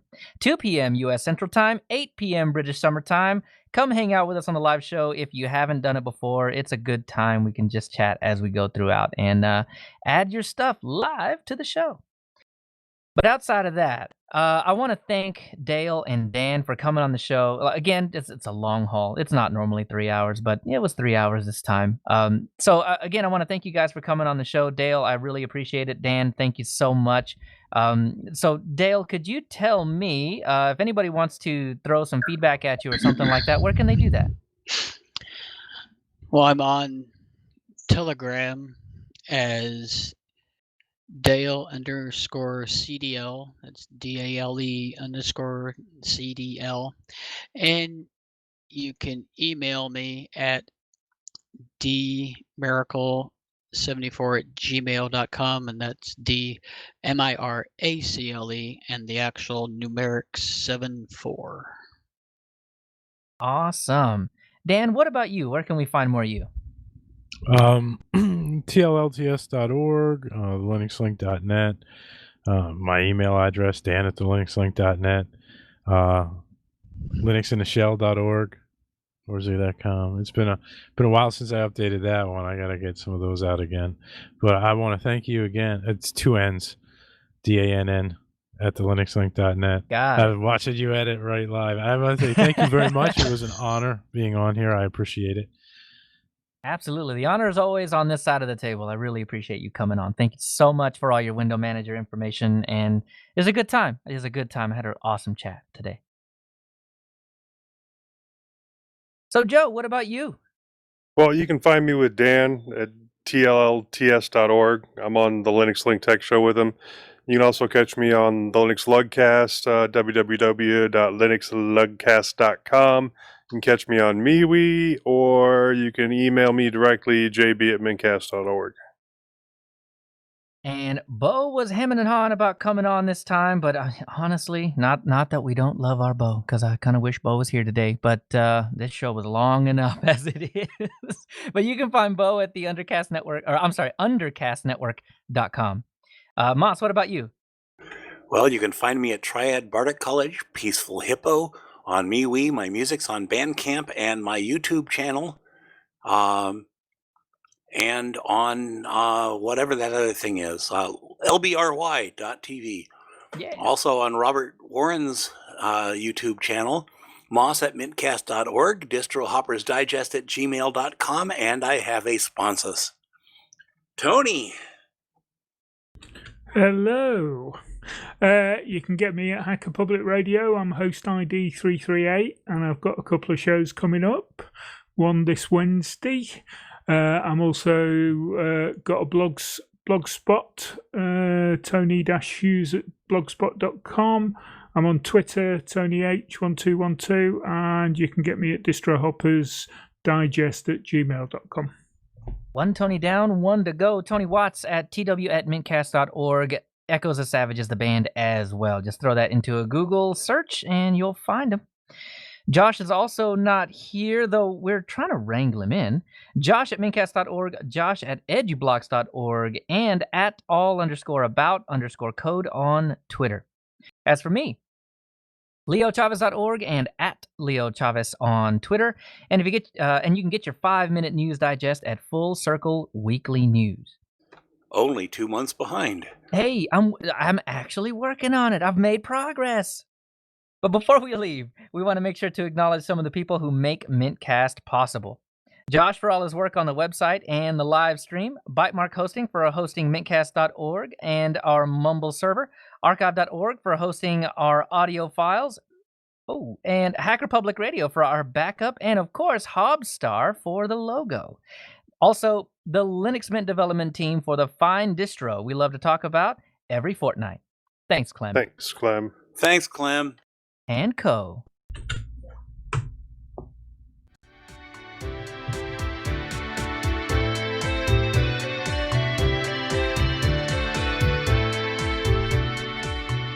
This has been another episode of the mintCast podcast. The show notes for this episode are at mintcast.org. You can send us email at mintcast@mintcast.org. You can find more information about Linux Mint who are we thanking for our logo? www.linuxmint.com. Hobstar. You can follow both Hobstar. mintcast and Probably Linux update Mint the on template. Twitter, at mintcast and at Linux. Just to let you know, guys, I've Thanks to sent Mark Glasgow, Dan and Dale podcastthemes.com links to the for our audio theme folder music. that I've just And created thanks for for listening to uploading this episode their of flat Hey, file. we're only at 307. That's not as bad as last episode. Should we stop the recording? Yeah, Stop I'm my stopping recording. now. All right. Boom. Export. Export to MP3, right? No. Yes. Oh, no. No. Best quality FLAC. All right. So what is the 24-bit? 24-bit and 8 is the best level. Yeah. Okay. There we go. So so wave at 8,000 hertz. No, don't. I'm getting wound up here. Actually, you said FLAC. Yeah, FLAC. dot flat. I don't have a listing for FLAC. Yeah, When I it just will be there when you go into export the audio. No, just export audio, and then it opens up the file, and down at the bottom of that window, Yeah. it'll say you can. Yeah. change it Saving to mine flat. now. Yay. All right, JoJo wants to say hi to everybody. Hi, Hi. JoJo. Hi, Jojo. Are you keeping him in check, JoJo? Oh, he can't hear you. All right, so the format options are what, 5 and 16? 8 and 24. 8 and 8. 24 we want. 8, Yeah, and 24. 24. And the name is episode 337, and my And put your initials. name on it. And then your initials, yeah. And it, Oh, were we supposed to record? what's the extension for FLAC? Because it's still saved. .flac. Yeah, FLAC. if you look down the bottom, you can choose FLAC. Well, when I did, it still set it as wave. I didn't even check that, but I definitely did save it as FLAC. If it Yeah. says wave, it's not my fault. No. If you go to that little box where it's got What he is saying, Tony, is that you can select FLAC down there, and it doesn't necessarily change the extension up on the file name. No, it doesn't change the extension. It does it. It just does it as FLAC automatically. All right, so it's .flac. Okay. Yeah. .flac. Not that Linux really cares. I don't need to put in any meta tags. I just need to hit OK. Yeah, it's okay. 337 audio, new file upload. I've sent you both invites to the folder on the emails that you got in the show notes. Oh, yeah, I'm looking at it now. Okay, mine did change to FLAC, so I'm good. 4 minutes left. I got 14 seconds. Drag Thanks, files guys. in. That was a fun episode. Yep. Yeah. I didn't have anything to contribute to the. Yeah, I kept my mouth shut too. I contributed by editing Dale's file. Yeah, multiple times. multiple While he was times. trying to read it? Yeah. That's an in-joke, guys. Okay, now where did this... No, he actually would send me the file on Telegram, and I edit it and send it back. I noticed Mumble was a bit flaky tonight. There was a couple of times when I had no sound coming through, and then it came back. Huh. I didn't have any problems this episode, and I'm on the i3 machine, so... Yeah, it just faded out for about 5 or 6 seconds, and then came back. Yeah, Dale, there were some times you were leaving your mic open, and there were some coughs and whatnot. Yeah, sorry. You're a rookie. We'll let you get away with it this Well, time. no, what's strange is I never had to mute mics before, doing muting on here, but apparently Plasma doesn't change the icon like other like other DEs do. It changes the same color. The only way you can tell it's muted is if you do a mouse over. There's a red X over the microphone icon, but it's the red X on the pop-up. Uh-huh. The kitty wants to say hi to everybody, too. Yay! More! Hey. I exported it, but I don't know where it is. Documents.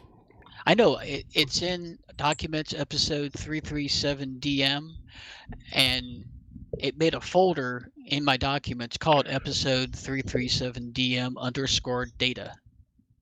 Yeah. Yeah. That's actually your That's your Audacity, Audacity. man. Audacity. Yeah.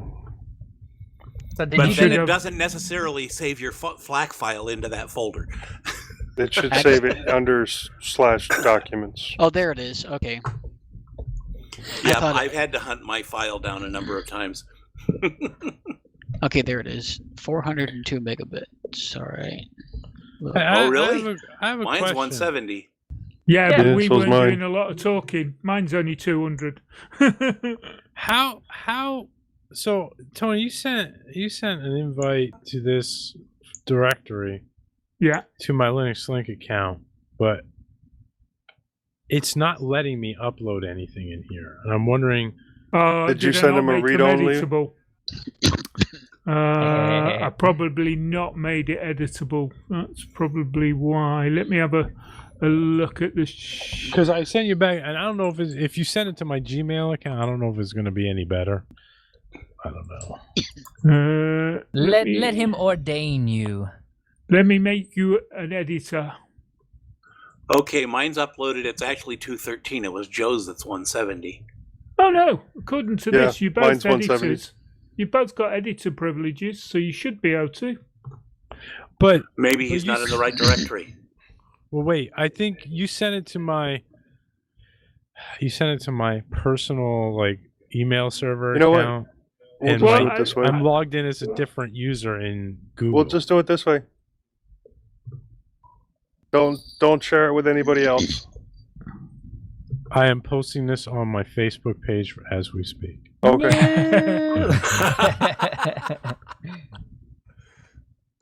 Did we stop the mumble recording? Did we stop the live stream? Live stream is still going. We're still fancy. Mumble's still going. I've already changed the Londoner has left, so I've already changed the topic in the IRC. Well, I might be one of them, but we still have a couple of people watching on the live stream. So thanks, you guys, for watching, watching the static picture. Thanks again for hanging out with us. Oh, were we getting a lot of feedback on YouTube this time? There's actually a bit of a conversation, yeah. I saw a bit of movement on the Telegram, but yeah. So I got the show audio now figured out. Now I don't know. I might have to figure out how to do the live chat stuff. Get that on the screen. That would be kind of interesting to see. I think Josh had that figured out. Yeah. So, okay, well, guys, I'm out of here. Like I said, my mother tried to call during the show, and you don't leave a 90-year-old woman waiting. You're right. You're right. I'll talk to you Wednesday. Yeah, I gotta get going too. I'll see you guys later. See you. Thanks again, Dan. Wednesday, Joe. Appreciate you coming. My pleasure. I very much enjoyed it. Have a great day. Thank you. You too. Good night. Dale, and thank you too. I really appreciate all the work that you did putting the history together and everything. It's a shame that we couldn't cover more of it, but man, that that news section kind of got a little big, didn't it? Oh yeah. Woo. I hope I didn't talk too much. No, I think it was good. I think we're good. But on that note, I will go kill the live stream real quick.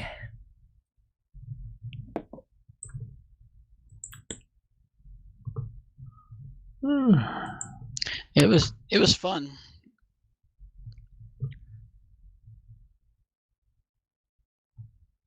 Yeah, it's a good show.